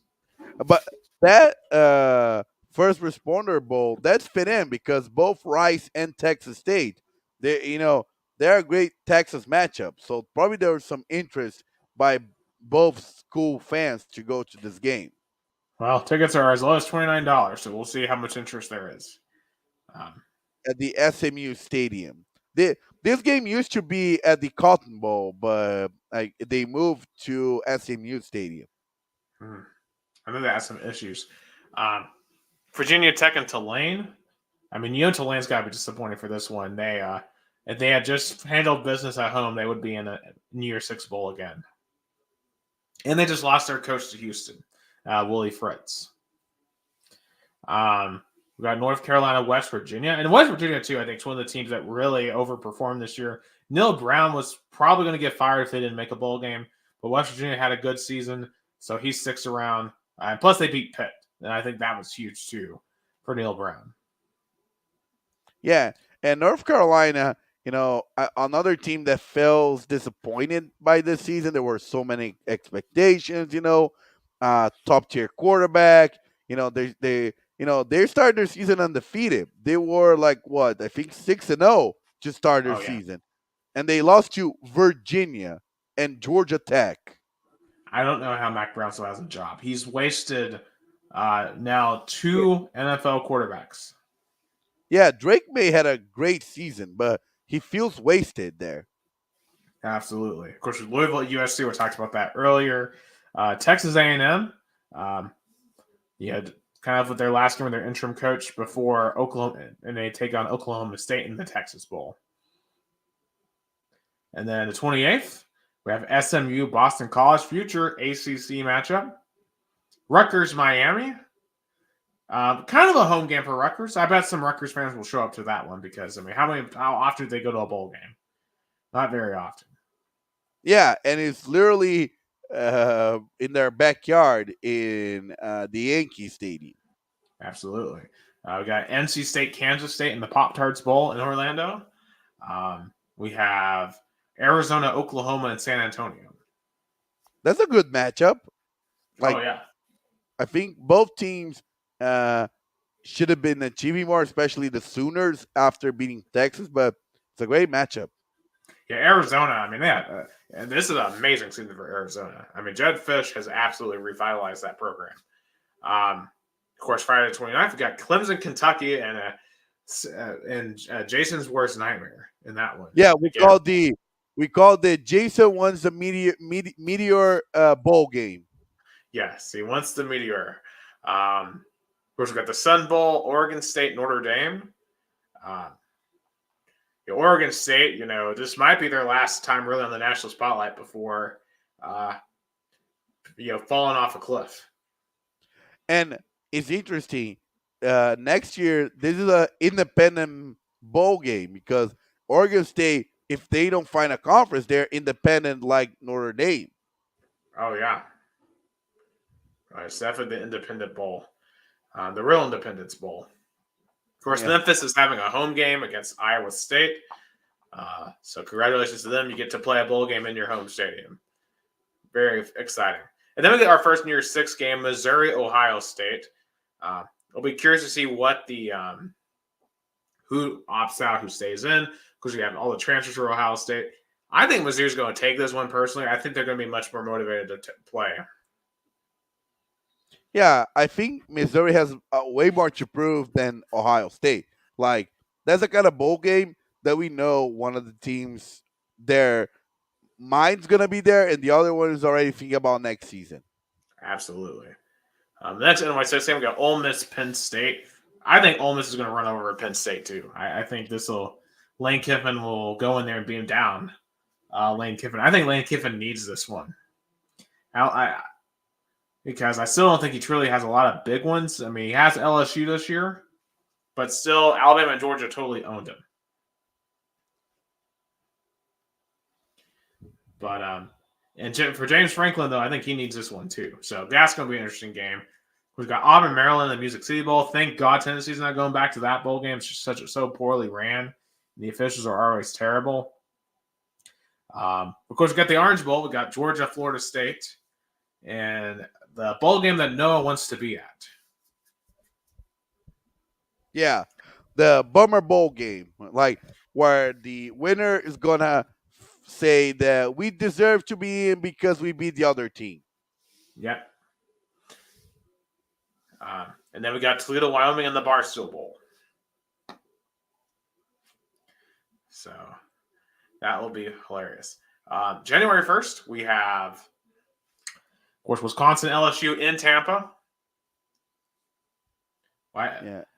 The ReliaQuest Bowl that I wanted to go, but, sadly I'll miss, but it's a good matchup. LSU, I think is going to run over Wisconsin. Oh, yeah. Of course, we got Liberty, Oregon, Iowa, Tennessee. We've talked about the playoff games. And then was there anything else below that? Let's see. The Natty. Tickets as low as $1,300. And then that's not assuming that Texas. If Texas makes this game in Houston, I mean, think about how much those prices will go for. They're going to go to the roof. I think they're going to reach Super Bowl levels. Yeah. I mean, it's going to be just absolutely insane. But yeah. Should be an exciting bowl season. And also we have our Heisman finalists too. Now, I still think the Heisman is a joke after last year. Hendon Hooker should have been a finalist. But your finalists are Jaden Daniels of LSU, Bo Nix of Oregon, Michael Penix Jr. of Washington, and Marvin Harrison Jr., the wide receiver from Ohio State. Which one of those four would you vote for? Bo Nix. Honestly, I would vote Michael Penix. I would vote Penix. But honestly, I think Jaden Daniels wins. I think Daniels has obviously the best stats of all these teams, all these players. I mean, he just had a video game season. But to me, I think Penix proved time and time again that he won big games. Something Daniels really didn't do a ton of this season, in my opinion. I would vote Penix, but we'll just see who wins it all on Saturday night. I won't watch. Of course, I'm boycotting the Heisman until they put a Tennessee player in the finalists. Hopefully, that's Nico Iamaleava, but we'll see one of these days. All right, let's do some game picks. There are still some games this weekend. Of course, shout out to the Mocs. They got blown out the other night at Furman, but still a good season. Second round, they finished 8-5. Can't really complain about that. But we have 4 FCS playoff games and 1 FBS game. So let's pick the FCS. South Dakota State will host Villanova. Who wins this one? Give me Villanova. I'm going to go South Dakota State. They are really, really good. In a Dakota matchup, we have South Dakota, North Dakota State. Who wins that one? Give me North Dakota State. Yeah, I agree. Give me North Dakota State. Furman and Montana and Missoula. Give me Montana. That's my uncle's alma mater. Give me Montana. Yeah, Montana. Furman Farmer King went up north. Albany at Idaho.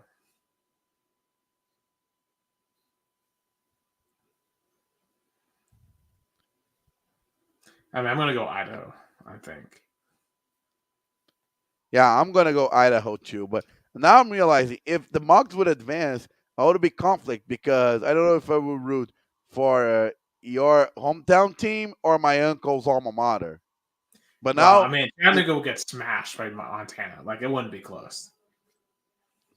yeah, and one bowl game that we forgot as well that really kicks up the it starts the bowl season is the Celebration Bowl. Oh, absolutely. The HBCU's bowl game, right, Nick? Yeah, If I'm it's the not mis- HBCU National Championship. It's the It's the MEAC, MEAC versus the SWAC. So, and I believe that's what Howard and Florida A&M. Yeah, Howard, Florida A&M. I will go with Florida A&M in that game to win the Celebration Bowl. Because remember, Dion was in that game the last 2 years. So, and all right. he lost both times. Yep. All right. Our game of the week. Obviously, one of the great rivalries in college football, Army-Navy in Foxborough. Robert Kraft saying this is one of the hottest tickets in the history of that stadium, which is going to show you how important this game is. Who wins this year's edition of Army-Navy? Give me Army. Yeah, Army's owned this the past few years. Army's a better team again this year. Give me the Black Knights. And it's weird because I have a grandpa who was in the Army, had a grandpa who was in the Navy. So I hope both teams have fun. So you're neutral. I am very much a neutral. All right. So that's all the college football. Wow, that might be the longest college football segment in the history of the show. But there's just so much going on. So much going on in college football right now. I mean, as frustrating as it can be sometimes, we are going to miss it when we get into the offseason. That's for sure. Speaking of crazy games, though, head over to basketball. Kentucky. Coach Cal. How do you lose to UMC Willington at home? How? I mean, he's got to be on the hot seat, right? Like Kentucky's athletic director is gonna wait for what? Coach Calipari passes away. Like, I don't want that to happen. Like, he deserves to have a full life. But you have to make a tough decision. Like, you cannot make this go on and on because because when he was hired in, I believe it was 2009, someone thought it was a good idea to have a lifetime contract. Yeah, I mean, I right now when you look at Kentucky, they're just a shell of their former self. Because here's the thing, Nick Saban, when we think he's about to get a shell of his former self, he comes back and bounces back. Do we really think Coach Cal will ever win another national championship in basketball? No. Coach Cal is not Nick Saban. Coach Cal is, it's not even Urban Meyer. I mean, the dude, he constantly underachieves, and losing a game like that is an example why. And they had this coming earlier. Remember, they went to OT a few weeks ago with St. Joseph's. They've had this coming. No, and also like you compare, like, look at the trajectory of Coach Cal. Like, he coached pretty much 3 programs: UMass, Memphis, and Kentucky. Mm-hmm. And on the last 2 programs, when he left a mess. So, Kentucky's probably afraid of for when he leaves. He's probably going to leave a bigger mess than right now. Oh, easy. And I think, for him in a few weeks here, of course, he has Penn this week. Next Saturday, he goes to he has UNC and I think Atlanta. And UNC, based on what I just saw last week, it would dominate Kentucky. And then the week after that, they go to Louisville. And Louisville's 4-4. They're slightly better than they were last year. Imagine if Kentucky loses to Louisville in the state they're in right now. I mean, that game's going to be massive for both of those coaches. Kentucky Louisville on December 21st will be must-watch TV. But again, Kentucky's AD got to make a tough decision and already trying to think the buyout of a lifetime contract and never does this again. Like, and no sports team in their right mind should do a lifetime contract with a coach. Correct. Because No, at some point, no. we're all human, and we're all going to falter and fail eventually. And Kentucky and Coach Carr now are in absolute tilt. And so is Bruce Pearl and Auburn. I mean, this is a disappointing loss right here. For some reason, they went to Appalachian State. I'm not sure why, but they lost in Boone to App State. And you just have to wonder if the magic is over for Bruce Pearl and Auburn. It's different expectations, but definitely Auburn fans, they feel humiliated because in football they lose to New Mexico State. And basketball, they lose to Appalachian State, so they can't beat anybody. I know. I mean, it's just been a bad run right now for Auburn sports, and I don't know how you're going to turn that mojo around. Just bad mojo on the Plains right now, and knowing that your failure directly led to your arch rival getting into the playoffs. So, bad time to be an Auburn fan. Speaking of a bad time. Villanova. This was a powerhouse a few years ago under Jay Wright. Jay Wright leaves. Now Villanova is just an absolute dumpster fire. They've lost this season, mind you. They have lost to Penn. They've lost to St. Joseph's and Drexel. 3 smaller teams in the city of Philadelphia. They're the 4th best team this year in Philadelphia. For a team that was dominant a few years ago, beat UNC in the last second shot, dominated in 2018. They can't beat anyone right now. I guess Jay Wright had a lot of influence and that people wanted to believe. Oh, yeah. You know, it's crazy because they won their preseason tournament. They beat Texas Tech, UNC, and Memphis in a preseason tournament. Like this is a talented basketball team, but for some reason they just can't win in Philly. It's so weird. I guess that those Philly schools, when they play Villanova, it's like their national championship. Oh yeah, it is because in Philadelphia, like when it comes to college basketball, there's what they call the Big Five, which is Villanova, Penn, St. Joseph's, Drexel, and LaSalle. There are 5 schools that play D1 college basketball in Philadelphia. They all play each other at this arena called the Palestra. It's a historic venue in college basketball. It's like the Hinkle Fieldhouse in Indianapolis with Butler. It's one of the historic seasons. And it looks like we've got an injury here. Oh, no, it's Trevor Lawrence. 28-28. Trevor Lawrence is hurt. Trevor Lawrence, I think he just, wow. Uh-oh. He almost caught it. Oh, no, his that might hurt. Oh, no. Oh, that hurt. The faces of Jacksonville fans doesn't know. Yeah, wow. Huge development in Jacksonville. Trevor Lawrence hurt. In a game where he already had Joe Burrow out. Holy cow. Wow. That just changed everything. AFC, I mean, it's opening more and more for Baltimore. Lamar Jackson, he's seeing the field right open. So the Jacksonville backup is C.J. Beathard. He started some games for, I think, the 49ers a few years ago. Wow, that's huge. Hopefully Trevor's all right, but man, that's bad. We'll keep you updated while we're still on air. Wow, huge developments. 28-28 mid 4th quarter. But obviously, the thoughts everyone in Jacksonville is with Trevor Lawrence right now, their franchise quarterback. To finish up college basketball, which basketballs they haven't played since we last did our show. We did our show right after they lost to North Carolina last week. They will take on George Mason tomorrow. Former assistant coach Ken English is their head coach.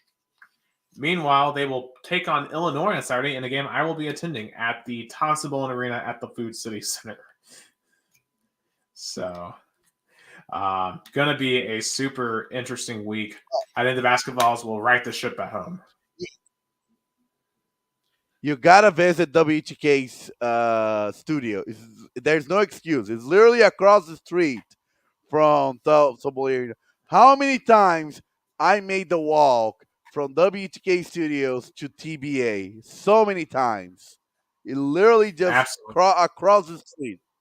So many memories. Yeah, and then you walk over into that little side venue, that little side hall, and then boom, you're right there. Man, always fun to be back in that arena. And also shout out to another team that takes up TBA, the volleyballs, the volleyball team. I don't think we ever called them the volleyballs, but the volleyball team to the Sweet 16 for the first time since 2005. Awesome! Congratulations to Eve Rackham Watts. Yeah. Not sure who they play. The volleyball tournament. Yeah, congratulations. She is an amazing coach. I had the privilege to cover some of the games, and what a great accomplishment. So they play Texas, and they have Arizona State and Stanford as well. So, I'm not going to sit here and pretend like I know anything about. And Jacksonville just missed a 48-yard field goal. Wow, you can tell mentally they were definitely probably affected by the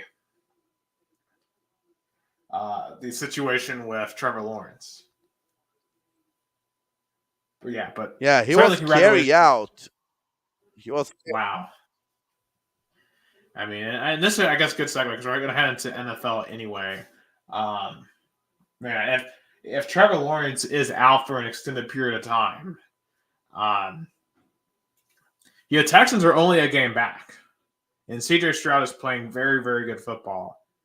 This could change up the AFC South. Like the Texans might have a chance to win the division. And the Colts are right there, too. The Colts are at 7-5. Yeah, the Colts had they won back-to-back against your beloved Tennessee Titans. And it's really painful to see Trevor Lawrence being carried out by, I guess, an athletic staffer and a policeman. Yeah, I mean, he can barely walk right now. And the look on his face says it all. I mean, this is just... I'm not listening to the broadcast, so I don't know what Troy Aikman and Joe Buck are saying, but you just know that this is a situation that's going to reverberate around the league. As all eyes are on Jacksonville, Cincinnati now have a chance to steal this football game and get themselves back into the playoff race at 6-6 if they were to win. So we'll see what they do here, 3rd and 1. But wow, just absolutely crazy. And while we're on the topic of the AFC South, I have to go on a bit of a rant here. Titans are such a clown organization. I mean, how do you let 2 punts be blocked back to back? I've never seen that on any level of football. And I had to watch my NFL team let up to, and Jake Browning, oh my gosh, he's up to the 32-yard line of the Jags, 20-yard rush. Man, it's just I can't imagine what it feels right now to be a Jacksonville fan. It's just an absolute sinking feeling right now for Jacksonville. But the Titans just, they should have won that game yesterday. They had every reason. I mean, the defense played really well in that second half. But, man, you let up 2 blocked punts. You get Brian Stonehouse hurt out for the year because you can't do a simple punt block. You miss an extra point when you have a chance to take the lead. I mean, I'll be honest, I was happy we lost that game because I would rather want the high draft pick than the win. at this point, and I want a new coaching staff. Now the special coach, team's coach was fired, Craig Ackerman, but that's just a start. That is just a start. But clean house because it's absolutely ridiculous. What's going on with the Titans? I just saw a stat. I think the Titans they need a new coaching staff because probably this coaching staff is still not healed from that loss back in 2021 in the AFC divisional round. Oh, easy.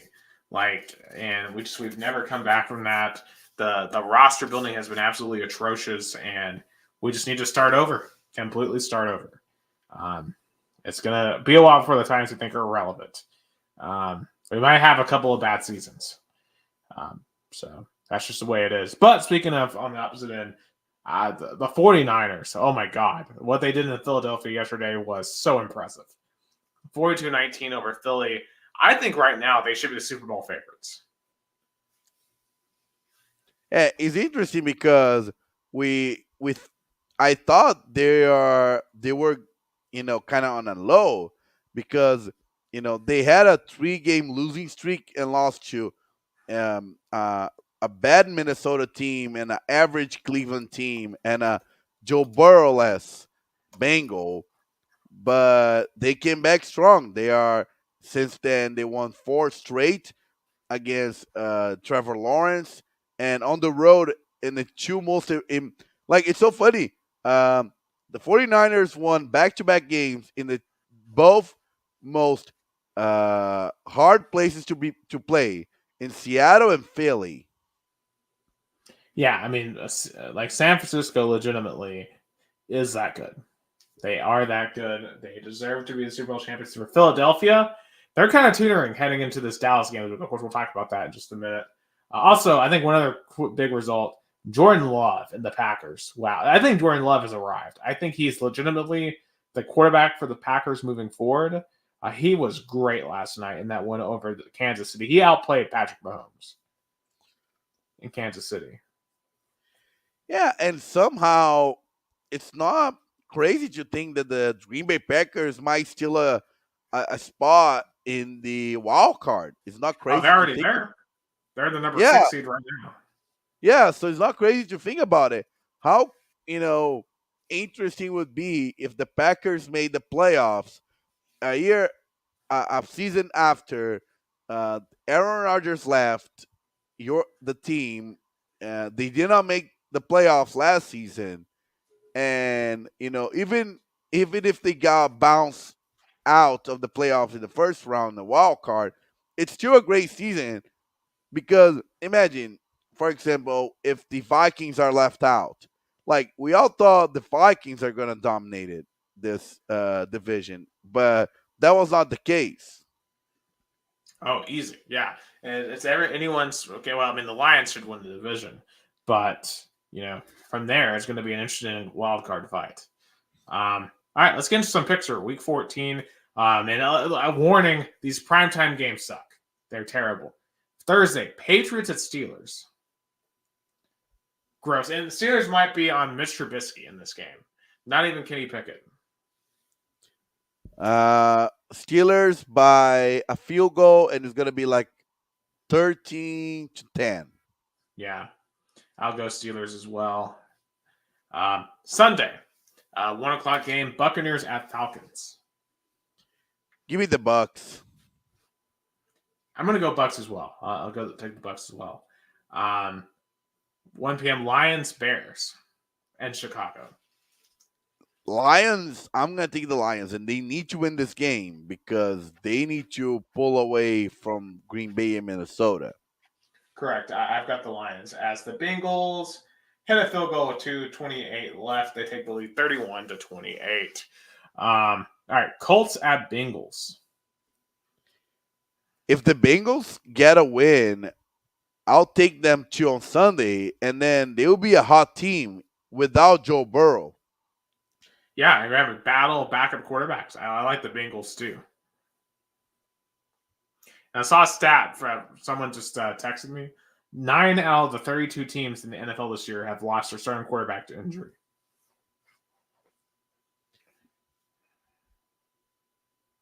It's a crazy stat. 1 p.m. here. It's almost a third of the teams. It's almost like, it feels like the NFL's trying to do anything they can to protect their quarterbacks, but it's like they're failing hard to do so. Yeah. All right, 1 p.m. we got Jaguars at Browns. Without Joe Burrow now, without Trevor Lawrence now, give me the Browns. Yeah, I'll take the Browns as well.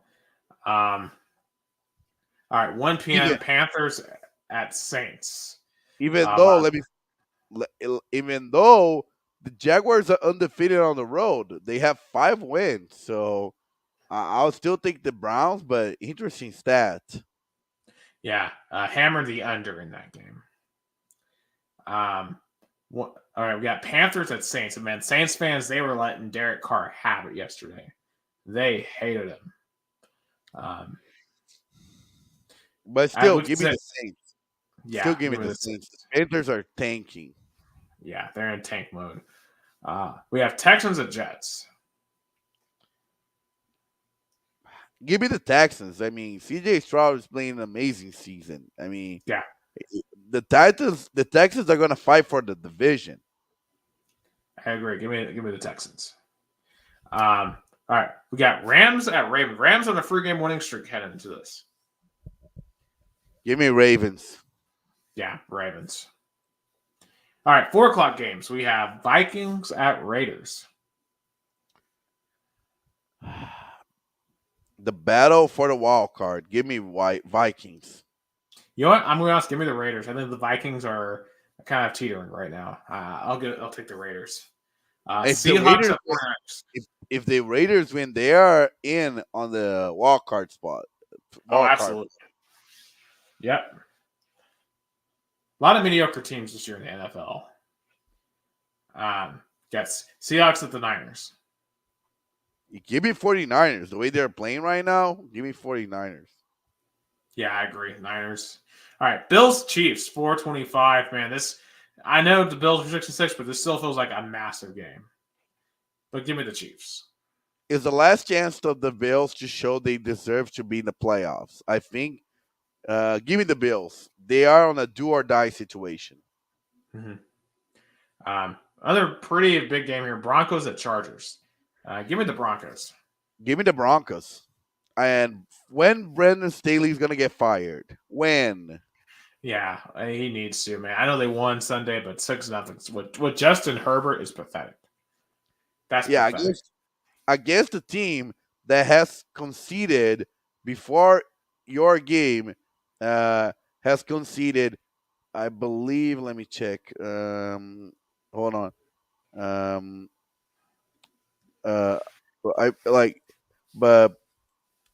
Which I believe. Oh, nice here. It has conceded 248 points, and you only scored 6.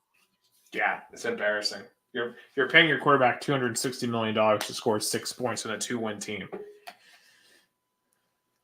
I mean, it's just terrible. Yeah. Yeah, but Sunday night, this is the game of the week right here. Eagles, Cowboys. Of course, Eagles won the first game by the thinnest of margins a few weeks ago. What will it take for Dak Prescott and the Cowboys to take control of the NFC East here? Not only that, if they win, they also the Cowboys are in a fight for being the number 1 seed and having home field advantage for this Cowboy teams is important because at home they are 6-0. So give me the Cowboys. I'll take the Cowboys as well, and I think if they win this, Dak Prescott will be in firm control of the MVP race, especially if he plays well. Because he's thrown like twice as many touchdowns as anyone else in like the last 6 weeks. But Dak, I know I've given Dak a lot of grief throughout this podcast.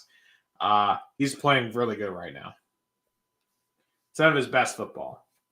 But we'll have to wait and see if that was a result of competition he's playing or if he really is playing that good. We have 2 Monday night games. Neither one of them any good. I don't know why they're doing this. My Titans at Miami. This is going to be a bloodbath. Give me Miami. Yeah, the Titans are 0-6 on the road. It's not going to be now they're going to win. Give me the Miami Dolphins, Yeah, which, and then which by the way is the number 1 seed in the AFC. How crazy is that? And by the way, in terms of new coaches, I would like the new coach I would like will be on the opposite sideline. I would like the Dolphins offensive coordinator. He gave a really good answer to a question the other day about what it would mean to be a head coaching candidate, and I'm totally all in on him being my next head coach. Frank Smith. Yeah, Frank Smith. I want Frank Smith. He seems his offense is innovative. It would be exciting. I think he would bring a new humor, new excitement to the program.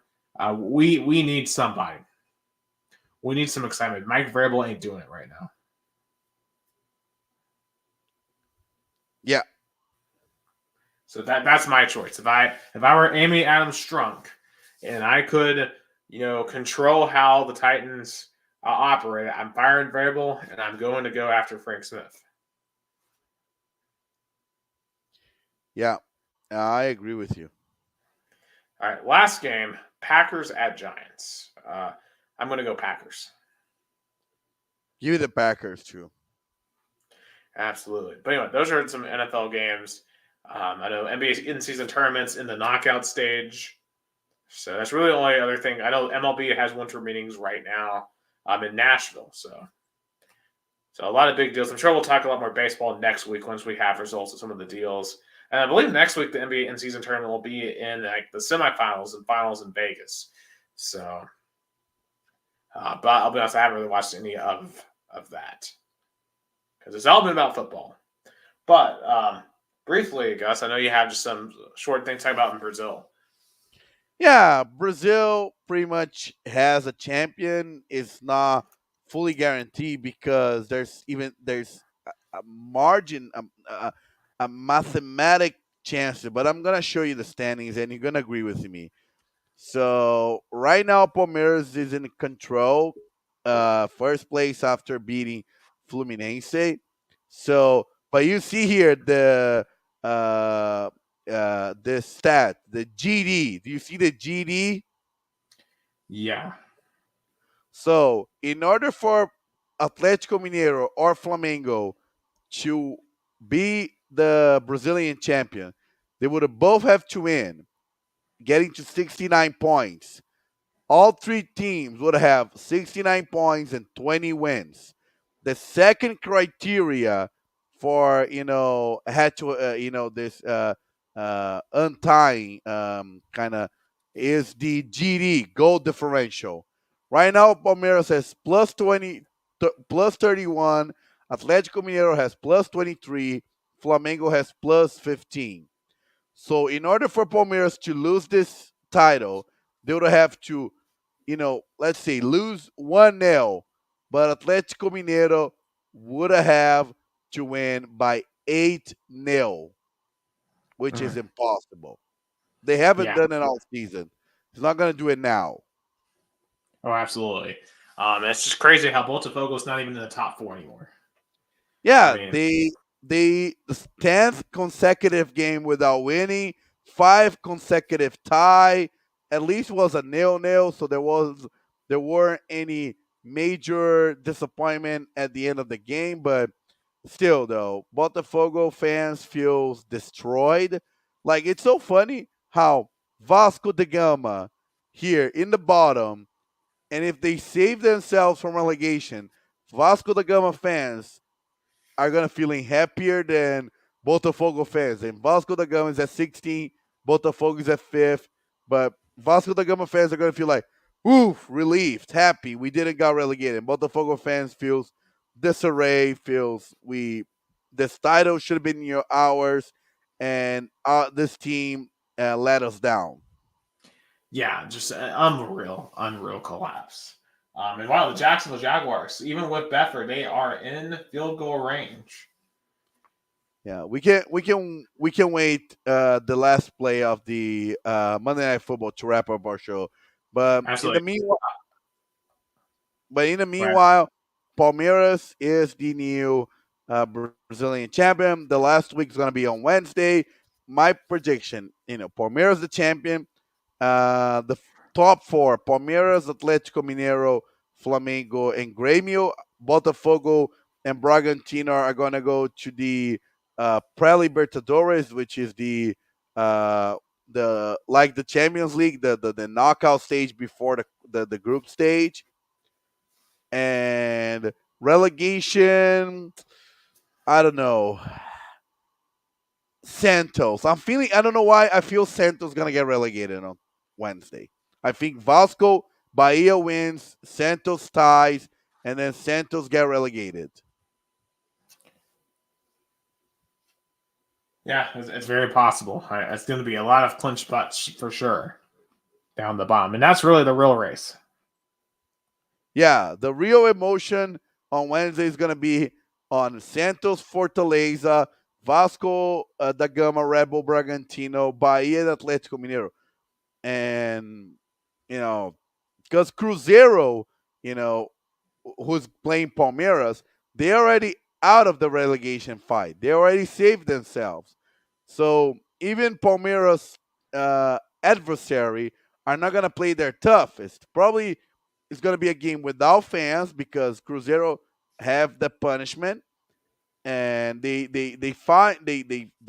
got one game relief last week, but I think they're gonna try to get this game to have fans. They wanted this punishment out of the way, and and Cruzeiro are not gonna help their rival Atlético Mineiro winning a title. So Palmeiras is the champion. Palmeiras fans can celebrate it. Absolutely. Of course, we're winning a game-winning, or at least a game-tying kick attempt here in Jacksonville from Brandon McManus. Down 3. I do have the in-season tournament bracket up, and we just want to quickly pick that. And Jacksonville hits the field goal. Ties the game. So it looks like No, they tied the game. They tied the game. Yeah. If we want to pick this real quick, Indiana's advanced to the semis. Sacramento and New Orleans are playing now, and that's 69-61 New Orleans at the half. For me, I'll take New Orleans to win tonight. I think Phoenix wins tomorrow.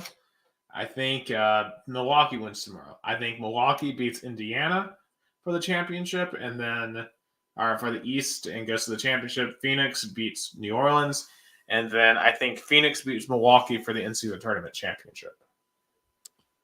I think it's gonna be Indiana and the Knicks, kind of mimicking the 90s battles, and the Knicks advances to the championship, and the other side is going to be Lakers, Sacramento, and then the Lakers get in. So it's going to be Lakers and the Knicks.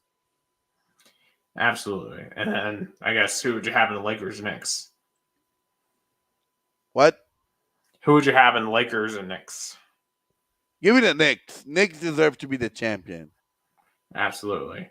And just, I really haven't watched much of this. I don't really feel like it's making much of a cultural impact at all outside of the courts.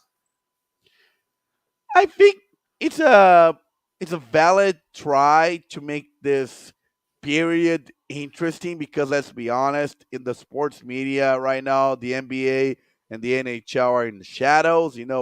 Since football is on the full mode, both college and pro. So it's a valid try to make it interesting. If the NBA needs to be played in November, early December, at least make it interesting. Yeah, and I guess that's all you really can do. It looks.